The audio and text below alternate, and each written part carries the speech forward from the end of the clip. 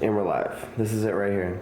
We're actually doing it. Huh? So we're actually doing it. So we just got done with our first. So get the deer out of the headlights look thing going. Like I'm ready. All right, you ready? You feel nice and warm. This is real. Yeah, we have Last Jedi in the background on mute. Mm-hmm. And you were disappointed in that pick. I wanted a little bit of it in the background. I don't think it's a big deal. No, but you were disappointed in the fact that I picked Last Jedi.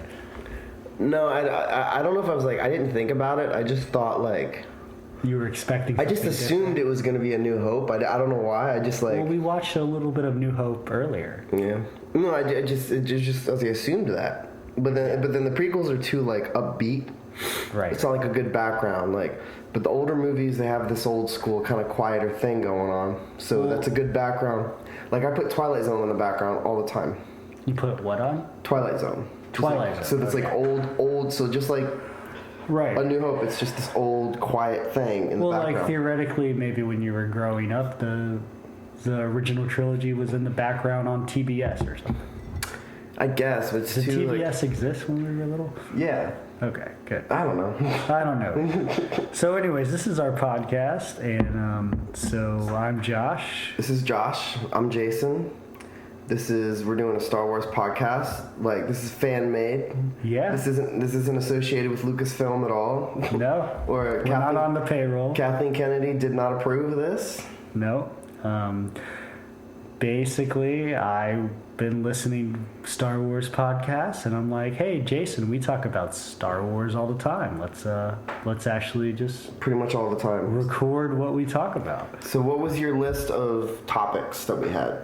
Well, I just kind of went off of just random thoughts, and the first topic I said was our favorite Star Wars moments, and then I said, how about the sexiest Star Wars characters, and then I just threw out a whole bunch of them, and we decided to start out basic with our favorite Star Wars moments, and then I think I said, let's do 10. Right? You want to do 10 podcasts? No. I said 10 moments. Because you said yes. All right, let's do Star Wars moments, right? Mm-hmm. And I said, okay, let's do top 10. And then when I started to write them all down, I was like, there's no way I can narrow this down. You said you had over 20, like just right off the bat? Yeah, I have a ton of runner-ups. And then so... after a text negotiation, Jason said we could do top 15. And so we have top 15 Star Wars moments, and that's going to be our first subject for this podcast. I will say off the top that I would like to shout out all the podcasts I already listened to. So I listened to Rule of Two, Star Wars Theory, Jedi Council, rest in peace, because that's been canceled. Force Center. So if I sound or pick up any of their little sayings, then I'm not doing it to rip them off. Yeah. It's just because, flattery is, or imitation is the best flattery. So, I only listen to I think Stupendous Wave. I listen to Mike Zero when I'm angry, but but just for the I don't even really. I tune out pretty quickly, and my favorite's the comics one where they break down all the stuff that's outside of the movies. Yeah, you've been into that. Mm. You've been showing me those. Yeah, they have things they have these comics that are everything that's going on in between the movies, which is all right, all the stuff that was assumed that was the movies would tell you, but we don't know about it, and now we know. But then now it's not canon, so now it doesn't matter anymore. Yeah, canon. It's a bitch, huh? There's no canon? Some of the stuff on my list is probably... So am not I stretching it. Surprised about the type of medium that your moments come No. I thought maybe I'd be pulling from the comics. And I was considering pulling a Hail Mary and doing those... what if Luke didn't blow up the Death Star comics? Yeah. And when Leia... Which is fair game. And Leia became a Sith Lord or Sith Apprentice, whatever. I thought that was cool. Because it kind of stretches out the first movie, which I think is cool. But no, I got some good moments in here. I wish I had narrowed them down a bit more. Do you have 15? I have 17. I just counted them. Okay. But I probably should have narrowed them down more. And one or two of these, I'm like, I think I was just sitting and watching the movie, and I'm like, oh, that's cool. Well, okay. Before we go into, I guess what we probably should do is start from the bottom, right? Yeah. And then we'll do 15, and you'll do 15, and we'll go back and forth. Mm-hmm. And then I think at the, after we're done with, right before we do our number ones, we could go over any honorable mentions we had. Because I have to talk about my honorable mentions, right? Because you put so much work into it. Because they're meaningful to me. So before we do that, do you have an earliest Star Wars memory? I saw Episode 1 in theaters. Do you remember doing it? 99. Yeah, I remember there was people dressed up.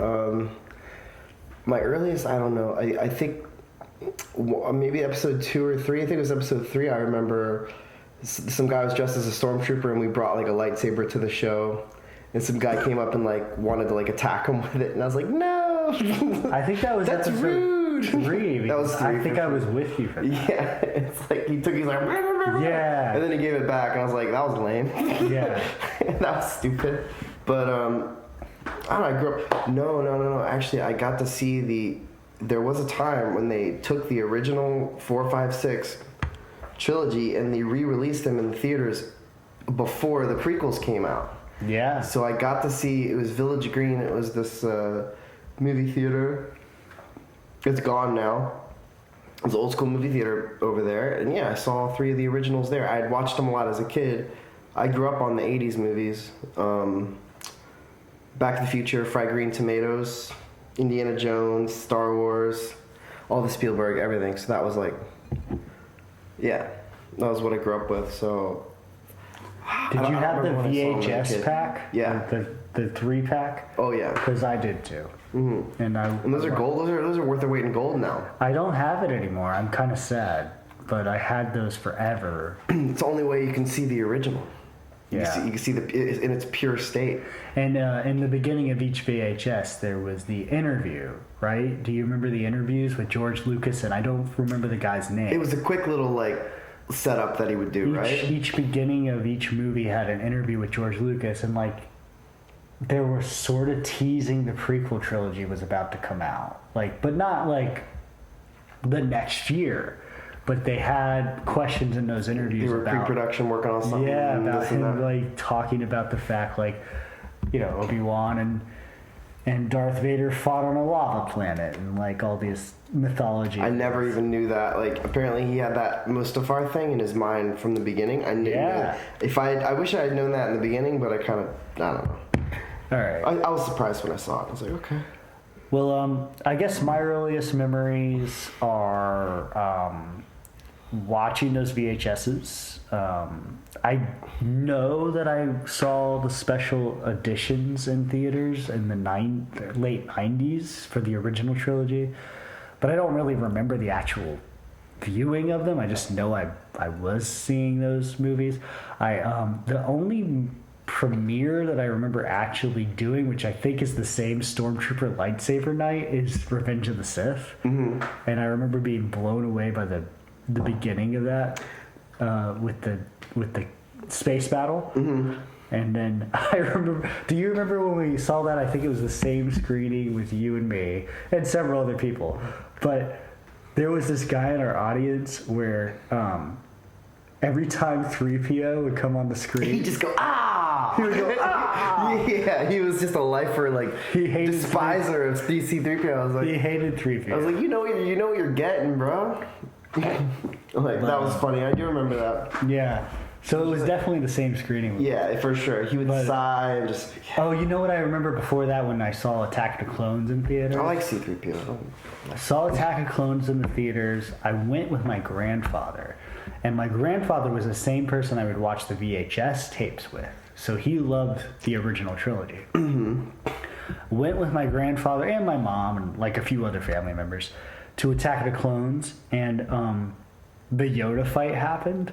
And I was so stoked about the Yoda fight, and my grandpa was like, and I'm like, what are you talking about? The Yoda fight was so cool. And then, like, obviously my grandfather was like, it's looks weird.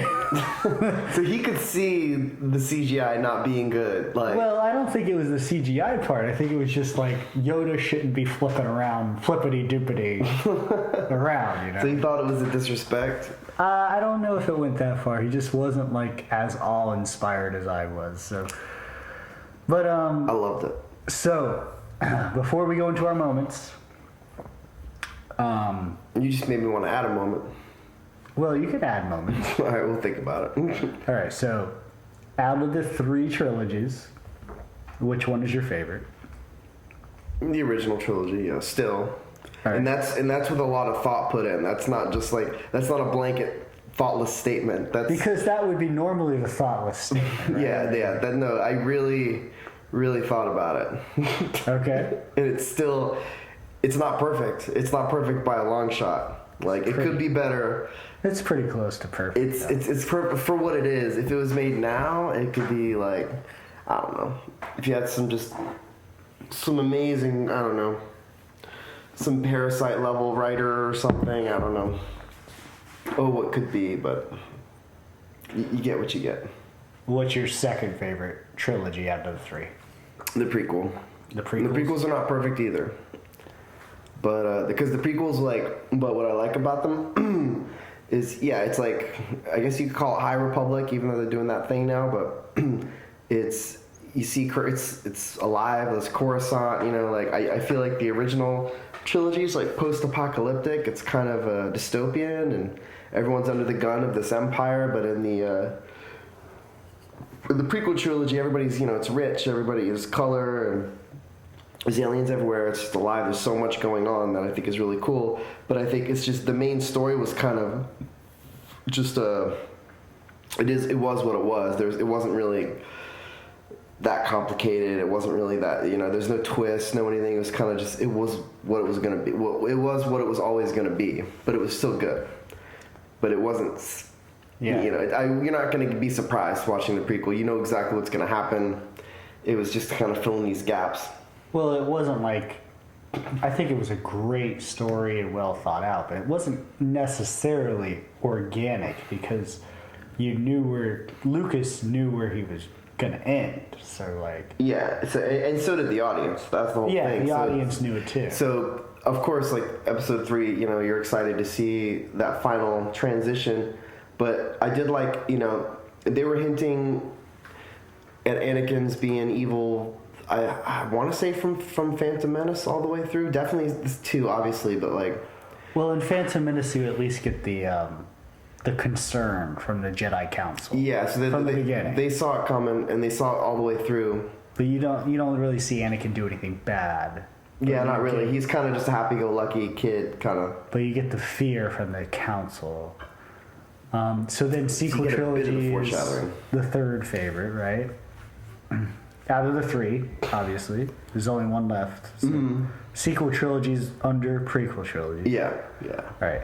What about Clone Wars? You are into the Clone Wars, right? I mean, I'm into the Clone Wars, but it's kind of cheating because there's a lot of episodes. They don't have to force everything into this small 3-hour TV, you know, multi-million-dollar window.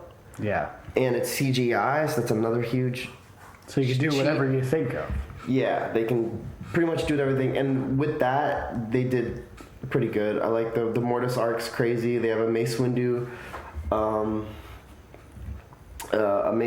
a Jar Jar Binks team up, which shows me that they're not just going online and seeing what people would like or not like. Like, they're doing what they want to do, which I can respect. Like, you know, if they had put that online, say we're thinking of doing a Mace Windu Jar Jar Binks boot, people would have just destroyed it. Yeah, the focus groups say no to the focus groups would have destroyed that, but I'm about it. Like, you take the 2 opposite characters, You stick them together, you see what happens. It's a good time. Yeah. What about haven't watched Rebels, right? I watched a little bit of Rebels. I liked where it was going, but I fell off on it.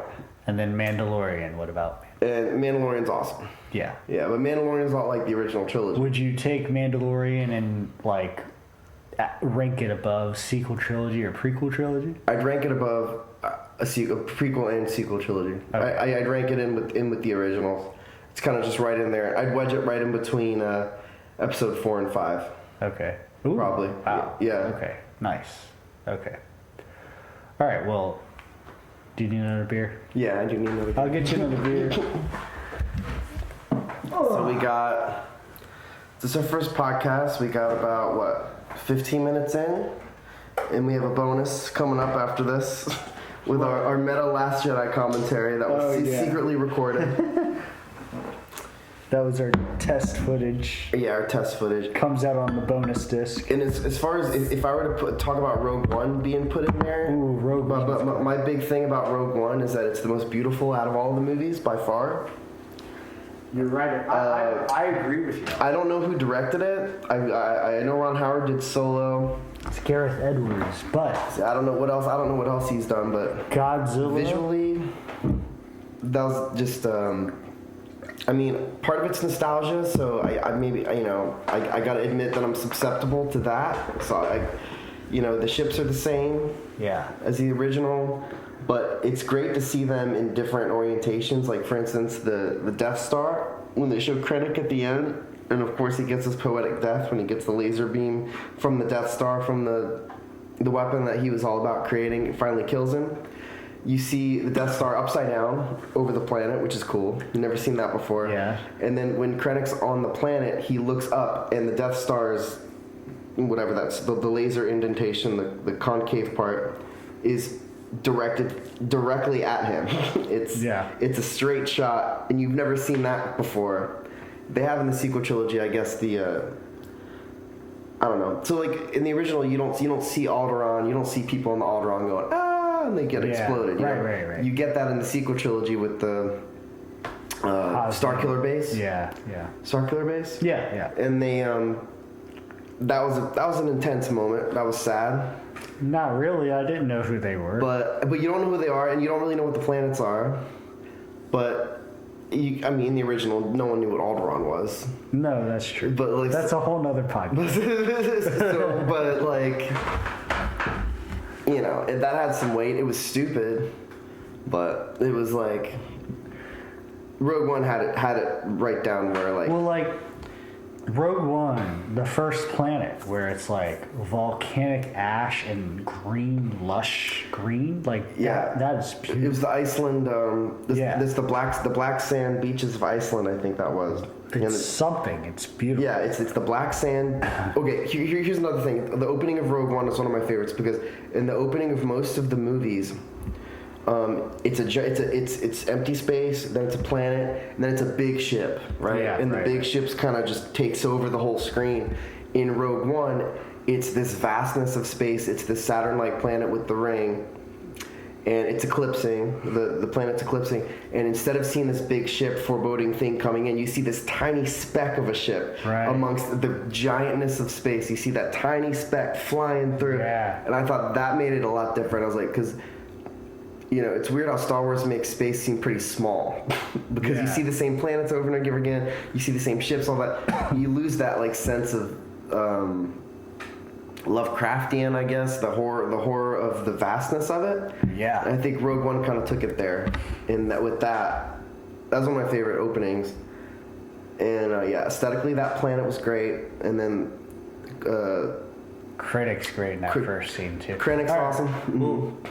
And then one more thing about that was that, like, just the shooting, like when they land in Jeddah, and you see them like slowly land in Jeddah, and there's like this lens flare, which I know JJ is famous for lens flares, but like this sunshine lens flare, just gorgeous looking shot. I don't know if anybody knows what I'm talking about, but Rogue One is the most beautiful of all the movies, I believe.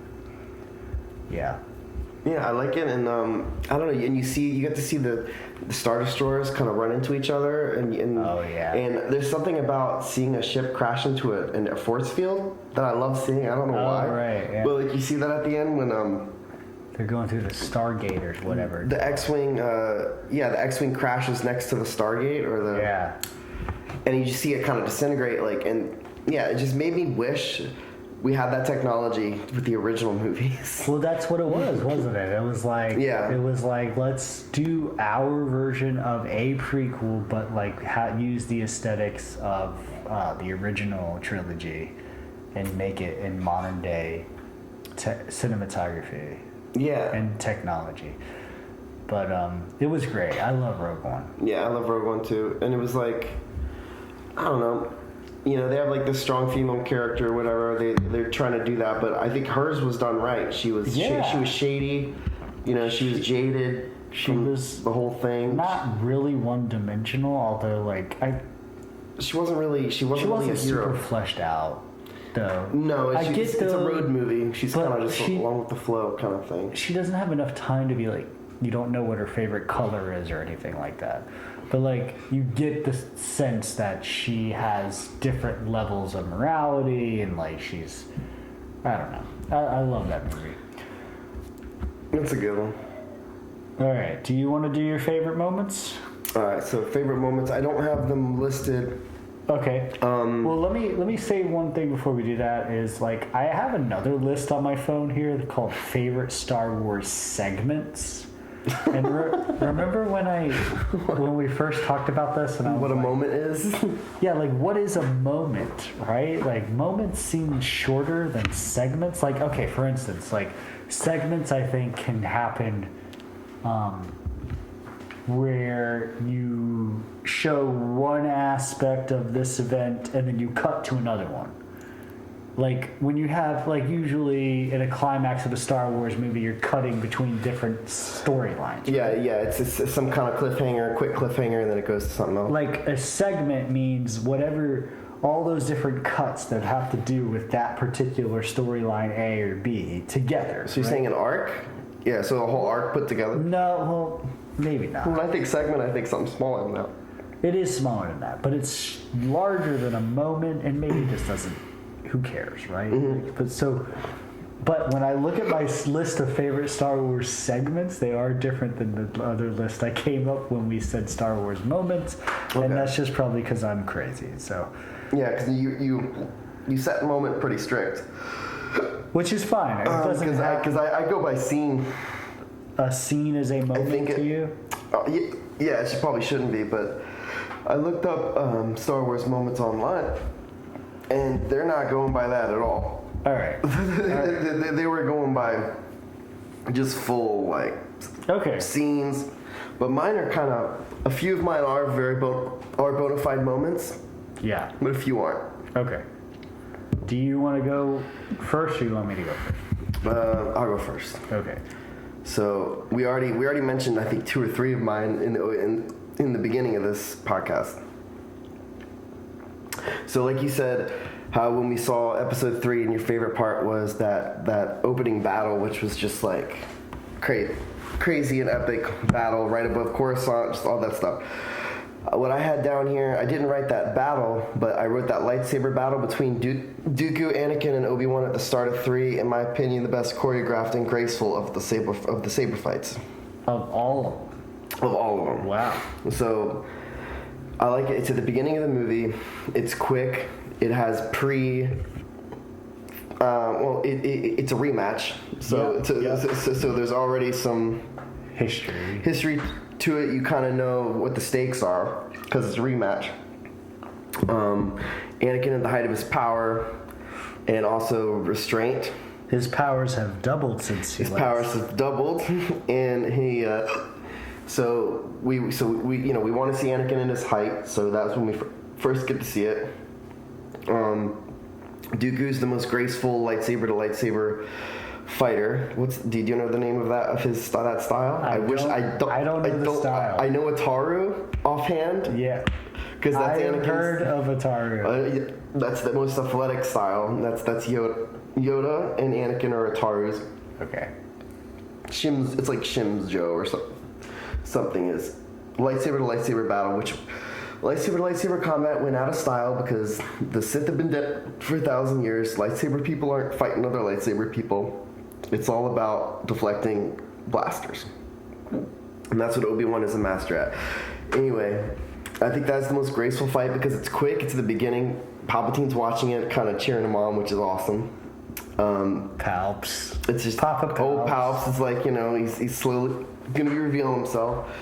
I mean, it's kind of cheesy when Obi-Wan gets pushed out, but he has to, so you can see Anakin go up against Dooku alone. Let me... Pretty much the same way. Critique that, like, just slightly, because I love... Revenge of the Sith is, like, up there for me. Like, I think it's my number 2 movie out of all the movies. But, like, that particular fight where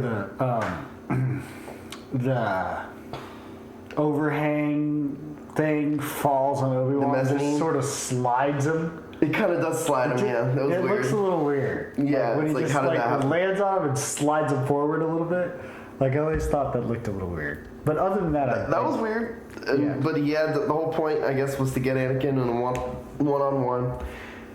And, that was cool. And then he gets the 2, and then the legendary scissor thing, and we all know what happens. But, I love the sound when he finally does do it. He scrapes the 2 lightsabers together to decapitate Dooku. Yeah.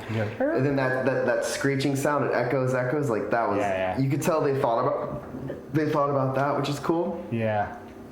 But I just think if you watch that fight, like, if you really... I'm going to fight for this. Like, if you watch the actual... Because it's hard to choreograph two-on-one without it being silly, without one guy kind of standing off to the side and doing the one hit and then the one hit back and forth where it's not realistic. Yeah. Like, for instance, the Qui-Gon Obi-Wan fighting Darth Maul, that was a great fight, but it did have a little bit of that where they were kind of wait, one would attack and then wait, and the other one would attack and wait. It didn't seem like they were both going out at the same time. With this one, it really felt like they were both going for Dooku at the same time. That's interesting. And it was quick. I gotta watch it again from that perspective and because I've never really thought about that. Like, whether it actually looks like they're both trying to get him at the same time. I've never tried to notice. Yeah, they're not taking turns. Yeah. Yeah. So, all right, there we go. That's my first. Very good. That one. That's awesome. 1 out of 17. All right. What do I got? All right. So. All right, I put this one on number 15, and I sort of put this one almost just to spite you. Okay, I can take it. But it's not like I got really some intelligence on my list already. I really do love this moment. But it's from Attack of the Clones. Okay. This is number 15. All right? It's a Geonosis moment. It's a Geonosis moment. I already know. We're going on. Yep. Jason famously hates the Geonosians, and I kind of dig them. So my number 15 moment is Padme and Anakin right before as they enter the Geonosis arena. And so they just confess their love, which is not part of the moment, honestly, for me. I can do without that. But the visual of them going into the arena with a Jedi Knight and this princess next to him. It's pretty good. Yeah, the image of them two looking at each other going in. Yeah, looking at each other. They go in. They're being dragged out into the arena, and you see a whole good shot of the arena with all these insectoid aliens cheering on and getting crazy about this fight that's about to go on. And then they shoot back, and they show a few more shots of the Geonosians. But it sort of has this John Carter vibe to it. And it's more sci-fi adventure than normal for Star Wars almost. It's more weird than Star Wars usually is. Yeah, it's weird. It's more weird than Star Wars normally is. And I dig it. I like it a lot. It is pretty iconic, them two looking at each other as they're going into the Coliseum. Yeah. Like, that's almost like a comic book image, like a storyboard comic book. Something. I like the way you described it. It's more weird than Star Wars normally is, and it's so you have a Jedi Knight and a royal queen type lady of space. Space queen, yep. Standing next to each other in this arena full of insectoid aliens. It just, I like it a lot. So. Okay. Oh, so that's the moment. Them going in. Correct. That's pretty much the entire. Okay. Moment. So just that. So you've stuck more to moment than I have. No, not all the way through the list, but in that particular instance, yes. Because I would define that as a moment for sure. It's more like an image. Yeah. Image moment kind of thing. I mean, I love the rest of the whole Geonosis arena battle, and then the Jedi coming in, and seeing the lightsabers spark up throughout the arena when Dooku's talking to That was Mace. pretty epic, yeah. That's really cool. You've never seen that many lightsabers in one spot before, yeah. Yeah, that was pretty awesome. But like, if I had to boil it down to one moment, it would be that particular shot. Okay. It had some emotional weight to it. Yeah. Okay. And it was almost more about like showing me a genre that is now Star Wars like that it didn't used to be. Yeah, you brought in a new thing to Star Wars. Yeah, that is what's good about the prequels too. It really was more original than not more original. It added new stuff to it. Like unlike the sequel trilogy, just rehashed. Yeah, like very cleanly. Like yeah. Okay. Okay. So can I do mine now? Yeah. Okay. So this is a Clone Wars one. This is the one. This is the one I had to do some research on to make sure I got the name right. So what I've written is when Duchess Satine and Obi-Wan Kenobi are trying to avoid killing Tal Merrick, who is threatening to blow up the ship, then Anakin impales him without hesitation. Oh. So I don't know if you've seen this, but so Tal Merrick was part of the neutral system. So in the Mandalore system, there's other planets. He was part of another planet. I'm probably butchering this right now, but Tal Merrick was part of another planet in the Mandalore systems who was neutral worlds, and he was a senator that was part of the neutral worlds in the war. But it turned out he wasn't neutral. He was secretly working for Dooku or somebody, the bad side. And he got found out by Duchess Satine and Obi-Wan. He was revealed on the ship. It turned out that he had booby-trapped the ship. And he's just being like... And if you know anything about Duchess Satine and Obi-Wan, they're both extremely peaceful. Duchess Satine spearheaded the whole campaign to have a peaceful Mandalorian sect that took over Mandalore. I knew that about her. The peaceful Mandalorians, so they're powerful and they have strength, but they do not kill just willy-nilly. And Obi-Wan's kind of the ideal Jedi, other than Qui-Gon. Qui-Gon's a different thing. But as far as a Jedi who's still within the Jedi Order, I would consider Obi-Wan almost the ideal Jedi, as in avoids violence if he can. Tries to find a peaceful resolution, is diplomatic. His lightsaber style is defensive. Yeah. Is mostly defensive. So he's a company man. He's a company man. That actually, see, this is why I listen to too many podcasts.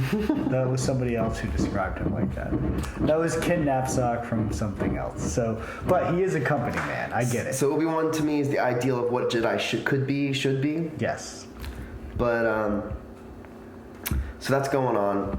Basically, this guy, Tal Merrick, it's this cheesy thing where Tal Merrick's like, you guys can't kill me. You guys are peaceful. You're not going to kill me. Oh. He's like, I'm going to blow up the ship. Nothing you guys can do about it. I'm out of here. Like, I'm getting on this. Is Tal Merrick a human? Tal Merrick's a human, yeah. And he's like, I'm just going to get on this escape pod and I'm out of here. Like you know.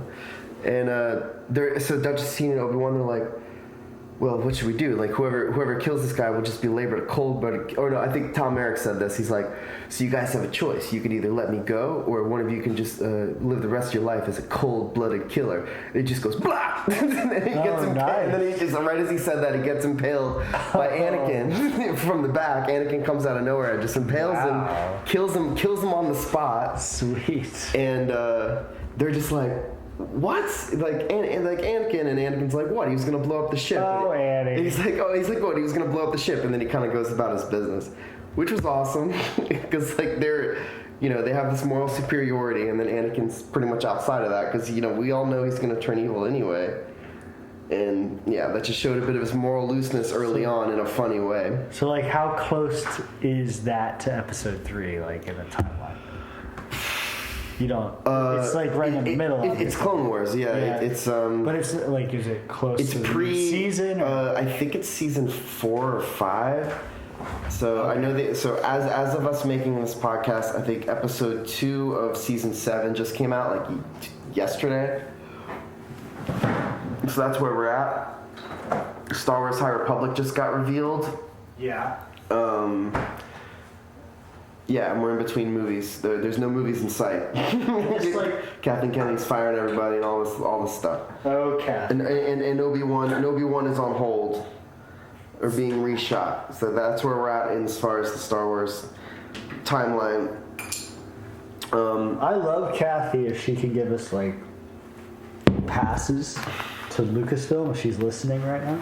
I'll take a pass. Yeah. No, she doesn't like this kind of stuff. Oh, she wants you to just shut up and buy it. So, all right, that's okay. So we got 2 of my moments down. Okay, my next moment. Qui-Gon and Obi-Wan stand off against Maul on Naboo. Okay. So episode 1.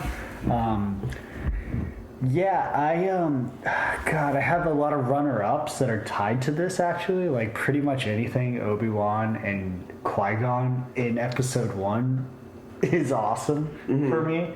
But so I listed out like several of them actually that showed up on my runners up.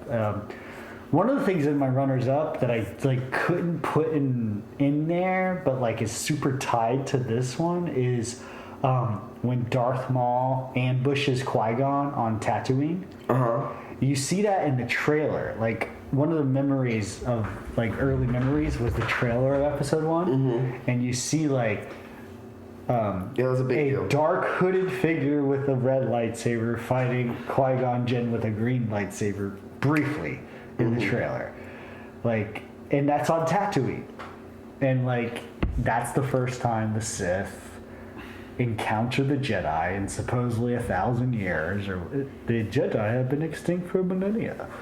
And but so then at the climax you see Qui-Gon with the double-bladed lightsaber, and he ignites that second lightsaber, and you got the 2 Jedi with the lightsaber pose, and they're ready to go after 2 on 1, yep. And it's just fantastic, and that fight and the score, and it's pretty like everybody knows it's fantastic, but it's fantastic. It's so good they were gonna name a movie after it. Yeah, the Duel of Fates. Yeah. So you see Obi-Wan as a child. Yeah, and Qui-Gon is got a little on record my favorite Jedi. Apprentice braid, which Ahsoka Tano has, but she's a Togruta, so she can't grow hair. So she's got beads. Okay. For her Padawan rat tail, whatever you want to call it. Yeah. They use beads instead if they can't grow hair. Fun fact. Darth Maul aesthetically is just so freaking badass. Was that a species that was around before Darth Maul, or was that introduced in the prequel? I think it was a prequel species, but in episode 1 there is another Zabrak that's on the Jedi Council, but he doesn't have tattoos. Or different colored skin. Different colored skin. Yeah, I never thought of those as tattoos. He's more like bronze almost. He looks like he has a really good tan. Yeah. But he does have the horn. Zabrak, that's what it was. Yeah, and they have I'm trying to think. I've seen a female Zabrak. I don't think I have. I don't know much about the Zabraks. They got horns. And then they got horns, and it's probably a throwback to back when the original Cantina scene where they didn't have any money, so they bought like demon masks. Yeah, so they have Satan. Yeah, they have Satan, and then they have Wolverine. They have Satan chilling out, and they had to retroactively make those a thing. Yeah. Oh, that's just the alien species, Deveronians. Which is what's awesome about Mandalorian, because it made a lot of that stuff feel more real. Like that one character, the muscle. And the Deveronian in that one episode is immune to fire. That's like awesome. They are immune to fire. Well, obviously, because Mando flames his face and he doesn't even care. And he just laughs it off, huh? Yeah, I forgot about that. All right, so that was my number 14. So Duel of the Fates, number 14 for you. Yeah. Mine's some of these are gonna be a little suspect. That's okay. So when Lando betrays You're a Han, suspicious person. I am. I'm shady. So when Lando betrays Han to Vader, Han instinctively fires on Vader first. Yeah. By the way. I see. Yeah. First, by the way. Yeah. Then they sit at a dining room table, which is kind of weird. That's what I have written here. So a few things, I guess what I love about it. Number one, that Han unhesitatingly just blasts him. Yeah. Number two, you see Han and Vader together, which is kind of jarring. Like when I watched Empire, I never thought about that, but Vader, is a very with other Jedi kind of thing. You never think of him commuting with Han, even though it's a big part of the story, of course. No, I mean I know exactly what you mean. But it's like seeing Han and Vader together is cool. I've had the same thoughts before, actually, because Han is not supposed to cross that world very much, but he just did, because now... It seems to be like a healthy separation between the Force user world and the non-Force user world. Well, as soon as Han encounters the world, he pulls his blaster out, shoots the shit. And there's nothing he can do about it. He's totally outgunned. And Vader just blocks it with his hand, which I heard Ben Shapiro say something really stupid about the hand thing, about that was like an actual force power that they should just be using. Anyway, no, I can't even describe it, but... So to me, like, don't you think that was more like because he had a cyborg hand? That's what I got. It had nothing to do with the force. I think it's just he can block... Like, if anything, maybe mild he lasers. Brought the laser to his hand to hit his cyborg hand because he doesn't care about his cyborg hand. Something like that. That's reasonable. That's probably that's what you would think. But he's sucking the laser into his hand. Yeah, I mean that's doable. But if he had a human hand, he probably wouldn't want to do that. It'd be strange. Like if you saw someone, that would be strange. Like they had Vader as kind of this, invincible. He got hit with a laser. He got hit with a lightsaber on his shoulder. We saw that, and then they had to kind of go back and be like, oh, well, his armor has all this, like Beskar, whatever. Who cares? But he's at least laser resistant, put it that way. Which that was cool. And then they have this nice dining room table. Bespin's a beautiful place. And he's like, he's like sarcastically, he's like, why don't you come sit down and join us? Like, they're sitting there they're sipping whiskey, hanging out, That was like probably... I know some people have have some problems with the Rogue One line when Vader goes, "Be careful not to choke on your ambitions, director." Like, I was okay with it. And everybody was, well, not everybody, I should say. But some people thought it was a little hokey. But like, Vader's got a sense of humor. He does. In Empire Strikes Back, he's like, we would be honored if you would join. He's sarcastic. Yeah, no, Vader's sarcastic and he talks crap and he's very like level-headed. They even went so far in the comics videos, at least I was watching, that that's part of like that's a Sith like tactic, like to keeping like the Vader's, because most Sith are extremely wild and passionate, and he is, but he's stoically on it, and that was one of his biggest. He can't be phased because that's because he's been through it. He's been through the worst of the worst, so he's not afraid to die. He's just doing it. So that's like one of his biggest strengths, I think. All right, so that's that one. Empire 5. All right. Off to the races. All right, my next one, number 13, I suppose. All right, this is like a really big heartbreaker right here. This is episode 3. Anakin seeks advice from Yoda. It is a heartbreaker. I love this scene for all the wrong reasons. Because Anakin goes to Yoda, does the right thing. As he should. Confides in Yoda and tells Yoda what he's dealing with. And all Yoda can do is give him the straight edge Jedi default sayings. And he does. Yoda's absolute. Is an amazing character, but this is like where he failed the most. Right here, you see it on the screen. You see it on the screen. It's right there. He's sticking to his guns. He's not going to stop being Yoda. Young adult human that he's probably seen for centuries. They're horny. They love this lady. And you're just going to tell him to forget it? Well, and he was giving him the philosophical advice. Like, that was the whole... You can't care about something because you'll lose it and it'll be used against you. That's the whole thing. That's a legit Buddhist teaching. But that's like a 900-year-old Jedi Master telling it to a 30-year-old human. Who has no other of his species, like, ever around. Yes. Except for one who died. Yes. It is like just... And Yaddle's story is interesting. And every time Anakin goes to Yoda in that scene... First off, actually, just the aesthetics of it. The lighting of it's really nice. It's dark. And it's half, isn't it a half on him? Yeah, I think there's some light on his face and some light on Yoda's face. And you know that like they're pondering some deep shit there. But Yoda just can't bring himself from the clouds to connect with this Jedi chosen one. Well, he's been telling him this for years. And he's still like, seriously? You haven't been listening? That's when it all went down. That was the last chance to save Anakin, and Yoda failed. Yeah, so the Jedi need a little bit of... he needs to go into exile. Some less bureaucracy. Dagobah. He did. He also refused to ever use a lightsaber again, is what they say.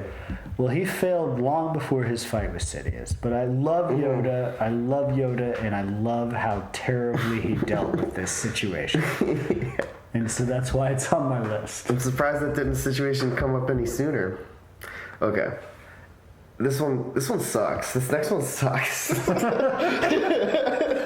But I'm gonna say it anyway. Well, it's on your list. You gotta say it. Well, my list has like 17 or 18 on it, so a few of these I'm supposed to delete. Okay. And this might be one of them, but I'm gonna defend it. So, Rey's Jedi training obstacle course in the forest and the floating meditation in Rise of Skywalker. Why does it suck? Just because you hate Rise of Skywalker. So I mean, like Rise of Skywalker the same way I like. I feel the same. Domino's Pizza. I like Rise of Skywalker for the... I like it aesthetically. I like that it's a Star Wars. The story just dies, but... Alright, go on. So, okay. So, I loved episode 5 because I love the idea of Jedi training. I love the idea of seeing them learn this ultimate power. And you see Luke doing front flips in the forest with Yoda on his back, meditating, floating rocks, all this stuff. I love that stuff. I want more of it no matter what. And I'm disappointed I didn't see much of the Jedi Academy in prequels. Yeah. I think that was a huge miss for me with the prequels. That was a Miguel for you. That was a Miguel for me. And so I got a little... So, of course... The internet deemed that Rey did not earn any of her power, which I think if the internet had not said that, they wouldn't have even thought about it. But they got called out. Rey's overpowered. That's not cool. So we got to see Rey doing her training that Leia, I guess, presumably set up for her on Yavin 4. And it's cool. Yavin 4 is supposed to be the original location of the Luke's training academy. I don't know if it actually is in the movies or not, but it is in the comics or in the books and things and all that stuff. Extended universe. But anyway, so in that training course, she's meditating, she's floating, she's sitting crisscross. She's got the rocks floating in her in that gyroscopal way, which is awesome. That is cool. That's really cool. And then she runs, and then she's got to grab these red strips as these obstacles. Yeah. That's cool. She throws we see her throw the saber and then catch it intensely, going through it. Love the training. I love that I got to see a little bit of that. Needed that. Need more of that. Need more of that. And it also makes the characters look like they're not just magically gifted. Like it's a skill that they're cultivating, which I think is really important for everybody. Okay, that's that one. Well, I also love that Obviously, it would have been better if she was alive, but I love that it's Leia who's like running her through the obstacle course too.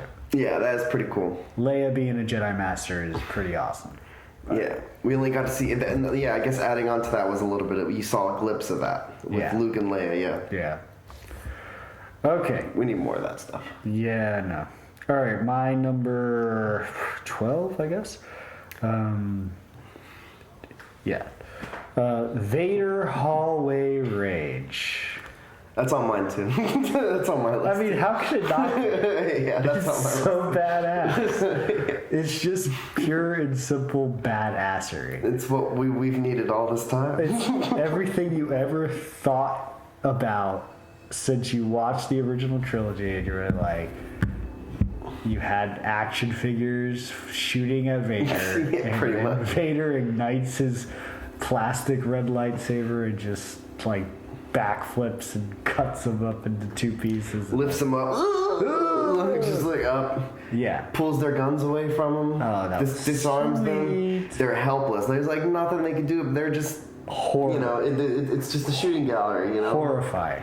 So I really don't know what else to say about that except that's awesome. What I like about that scene is how the plans are on this little key card or whatever. Yeah, right. And they're passing them through the doors, and the doors are getting stuck. Yes. And you see like the hope, like that drives the whole original series, trilogy.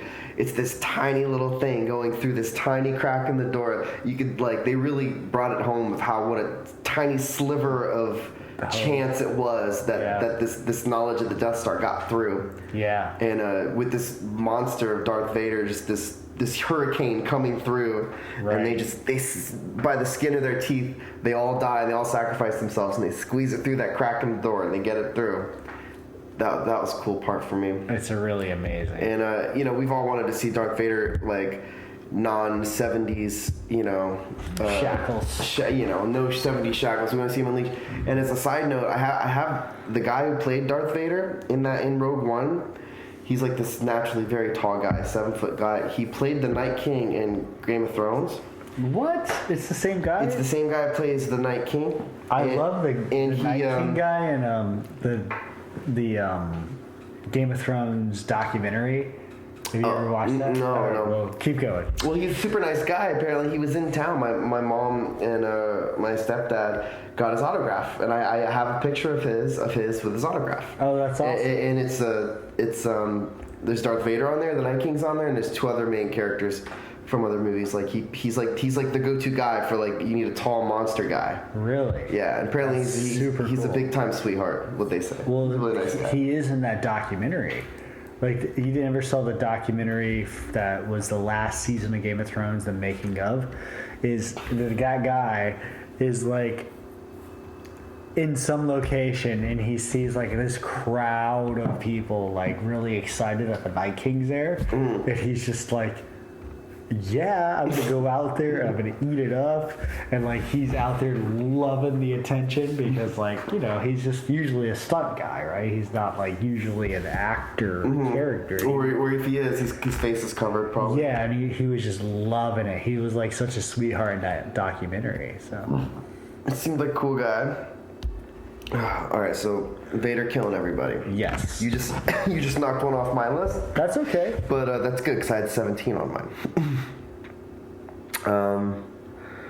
Interesting. Okay, so like I was saying before about Rogue One and how at the beginning you see the ship. It's small compared to the planets around it, so you get this sense of space, right? Yes. So I felt this way about in Episode 5. When the Millennium Falcon is hiding in the asteroid field cave, which in turn is a Lovecraftian space monster. Yeah, that's cool. So I love the whole asteroid scene in general. I love the music for it. I love the idea of it. I love the slim chance of them making it out alive of it. But never tell me the odds. It's very low odds. And they go into that cave, and it turns out it's a monster, and you see that teeth, and they're going through. That was cool. So that was I felt like that scene kind of did some universe building. Yeah. In a way. So now we see that it's not just space. There's aliens in space that are just beyond the universe is way bigger than just these humans and this technology. It's almost like instead of just the vastness of crossing the Atlantic Ocean, is now you have dragons that are hanging out in the ocean, right? Like the difference between just dealing with the real life versus like when you see those old maps with dragons on them. Like, there be dragons. Dragons are in Star Wars. Yeah, and they are space slugs. Yeah, these giant space slugs, and I like how that wasn't just they're in, it's collapsing, they fly out. No, they get out. You know, they put on the mask. Like it was a whole kind of aspect to the movie, and like. You know, and it just builds and builds and builds. Oh, why is the you don't know what's going on? Why is the floor soft? Why is it warm in here? And it just goes and they're out. Like that was good storytelling. George Lucas did good storytelling in that. Like there was a sense of mystery.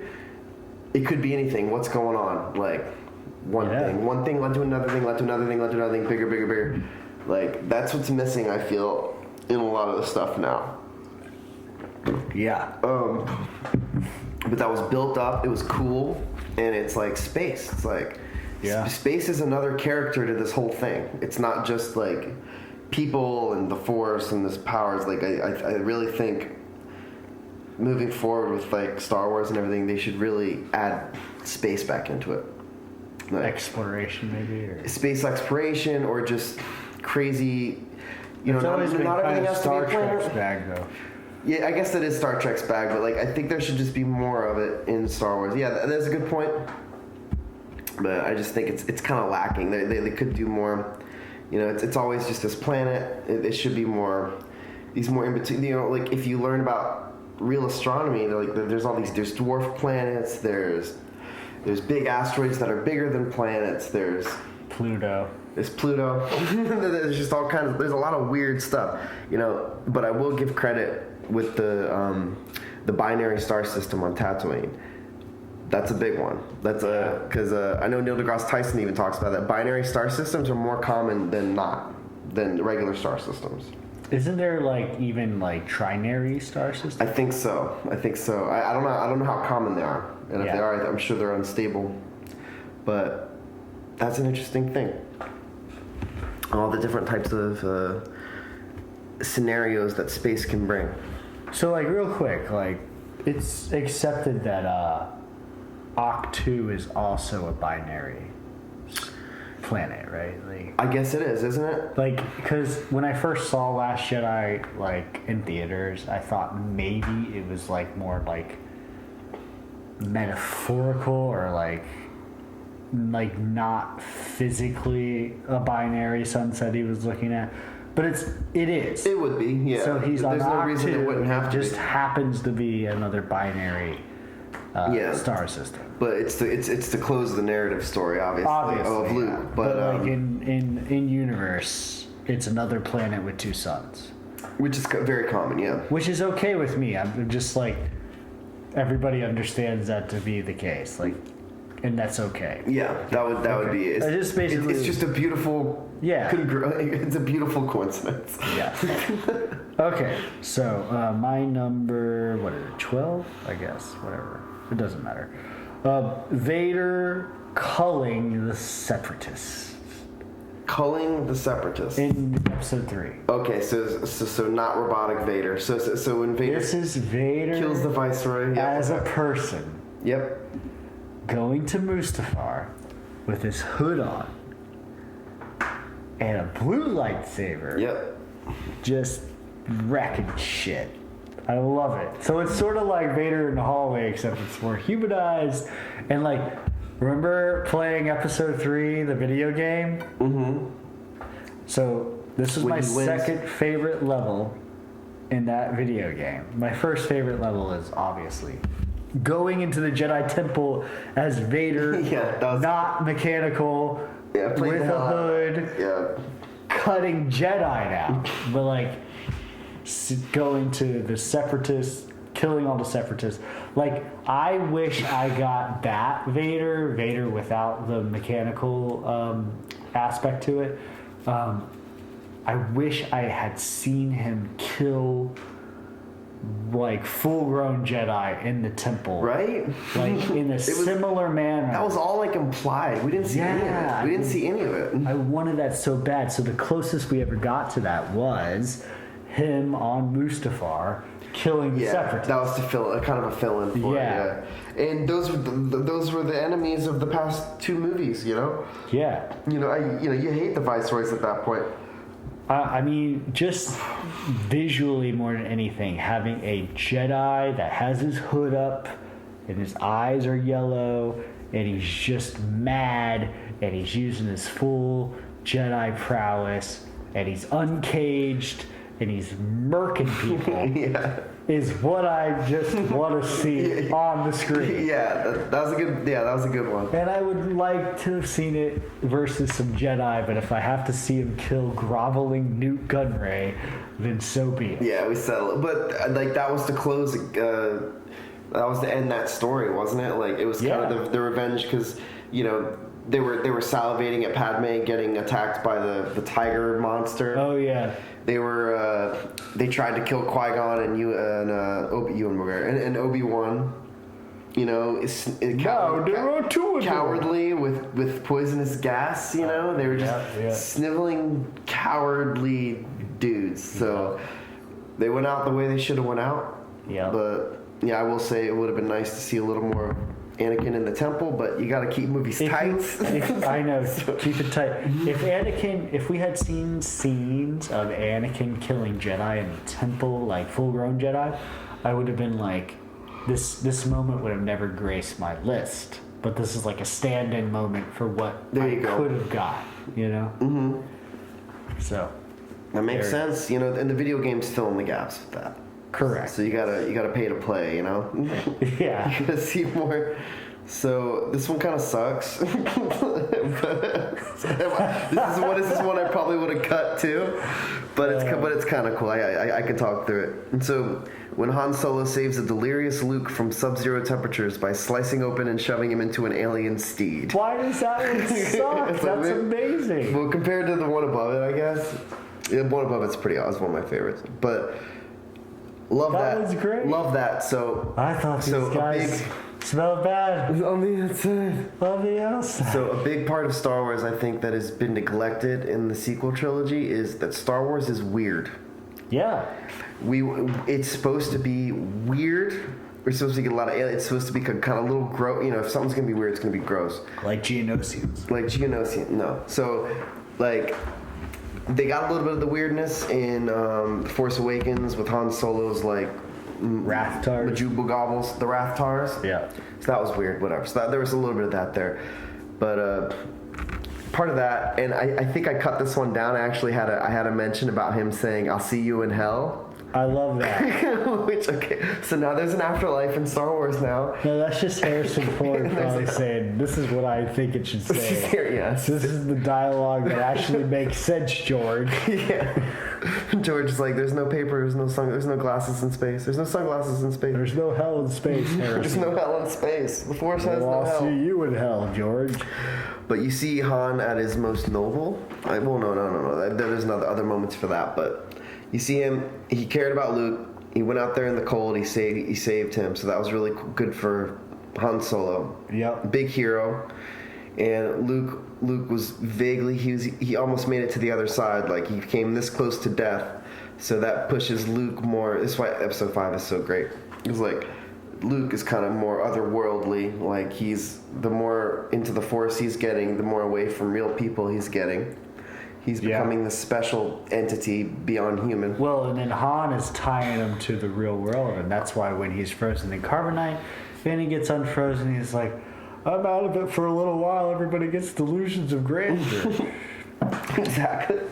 Because he's not there to tie Luke down to the real world. Yeah. So Han is he ties the whole movies down to the real world. He does.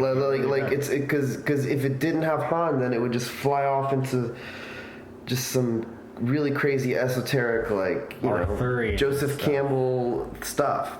And Han Solo is like the everyman, but the heroic everyman that's there. So I like that. And also it shows his pragmatism, or you can call it ruthlessness, or he slices open this thing without a second thought, fully pragmatic. Get in there, we're gonna survive this. It's kind of gross and it's weird. Here you go. I think it's a lot of points of Star Wars into one together. Yeah. And it makes me like Han a lot. People love Han. This is one of the reasons why. It's like the Revenant too. The Revenant? Oh yeah. I guess it kind of is. He's like out in the tundra and his face is all scarred. And he's just like, yeah, it's not good. It's not good. It's not a good look. It's alien steed. I don't know if that's the right word, but Tauntaun. It's Tauntaun. But alien steed is, I think, actually even better. It's like, he's mounted as alien steed, Tauntaun. All right. Am I up? You're up. All right. That's all I can say about that one. This is the only thing on here. Well, I guess spoiler warning, but this is the only thing on here that's not in the movies. So. Okay. The Mandalorian versus the Mudhorn. Oh, okay. Okay.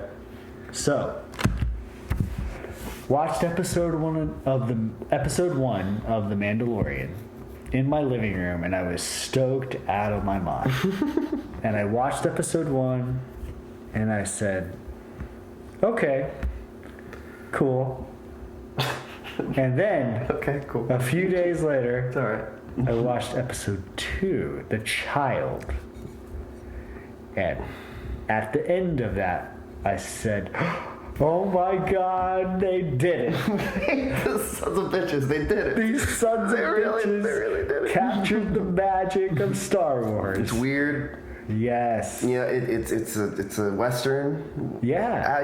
It's one man against the world, right? That episode's actually still my favorite of The Mandalorian. Okay. Even though there are some other episodes that are more action-packed or whatever. But that is my favorite. And, because The Mandalorian encounters some Jawas. You get deeper into Jawa culture, man. Love that. Yeah, maybe even if it's just this particular weird tribe of Jawas that like Suka a lot. Yeah. But the Mandalorian goes into the belly of the beast. Mm-hmm. Is trying to get this treasure for some crazy Jawas, and comes out, fights the monster, which I also, as an aside, that really doesn't matter to me loving this moment, but it just gives it some flavor, is that the Mudhorn looks a little bit like the Attack of the Clones Reek monster that's in the Geonosian. Oh, it does. Oh, okay, it does. He looks slightly like similar. the rhino. Yeah. It's called a reek monster? A reek. Okay. Reek. So Jango Fett fights that, and you got the Mandalorian fighting the Mudhorn. Sure. Okay, I never thought about that. Then the beauty of the Mandalorian, who's supposed to be this really cool warrior guy, just gets beat completely hell. And he takes his little baby knife and just sticks it out there. And then I watched it the other day, and he has it going forward, and then he's looking at the Mudhorn, but then at the very end he drops his head because he knows he's dead. There's no chance.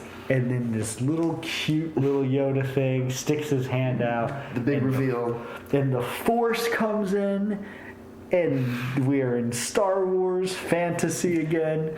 And the Force picks up this gigantic thing, and then the Mandalorian just slices the Mudhorn, and he dies. And it's beautiful. It's gorgeous. It's gorgeous. It's perfection. Yeah, that was the beginning of the whole. That was. And nothing since, I guess maybe Rogue One, but even before that, has made me feel like this is Star Wars. Yeah. Until that moment. Yeah, this is just okay. Rogue One made me feel really good, but I actually didn't get to watch Rogue One in the theaters. Oh, okay. Because Jameson had just been born, my son. So but this was good. This is real good. Mandalorian's very good. A lot of on my list is Mandalorian. I don't have that one, but I did like. I think Jon Favreau talked about the music and how when they saw Yoda, they made it like this kind of sappy music, and he's like, no, it can't be sappy music. It's got to be like a more like, oh, some bad stuff's gonna happen now. Like the implications of this thing are very big and kind of outside of your control, kind of thing. Yeah. So I like that. So as far as with the music, when the child lifts the Mudhorn and saves the Mandalorian, and established that the child cares about the Mandalorian. Yes. And that the child has force powers, obviously. Yes. And then the force powers, the Mandalorian doesn't have any concept of what force powers are. Yeah. So at all, it's a completely strange, alien, freaky thing, and so I think the music was kind of reflect that. It was like very foreboding music, like it was like a minor, like do do do, like this guitar arpeggio thing, and it was very minor. It was just like, what's gonna happen? It was like a lot of tension to it. It's like, what is this? What does this mean? What are the implications of this? So, loved that one. Okay. So I got a Mandalorian one on here. That's my next one. Okay. So you might have this one. I don't. Okay. So Moff Gideon slicing his way out of the crashed TIE fighter with the legendary Darksaber. Yeah. So, I was lucky enough to had seen the Clone Wars before I saw the Mandalorian. So if you know the story of the Darksaber, it goes back, and if you're really into Knights of the Old Republic, I think it's Knights of the Old Republic, at least the old Republic story.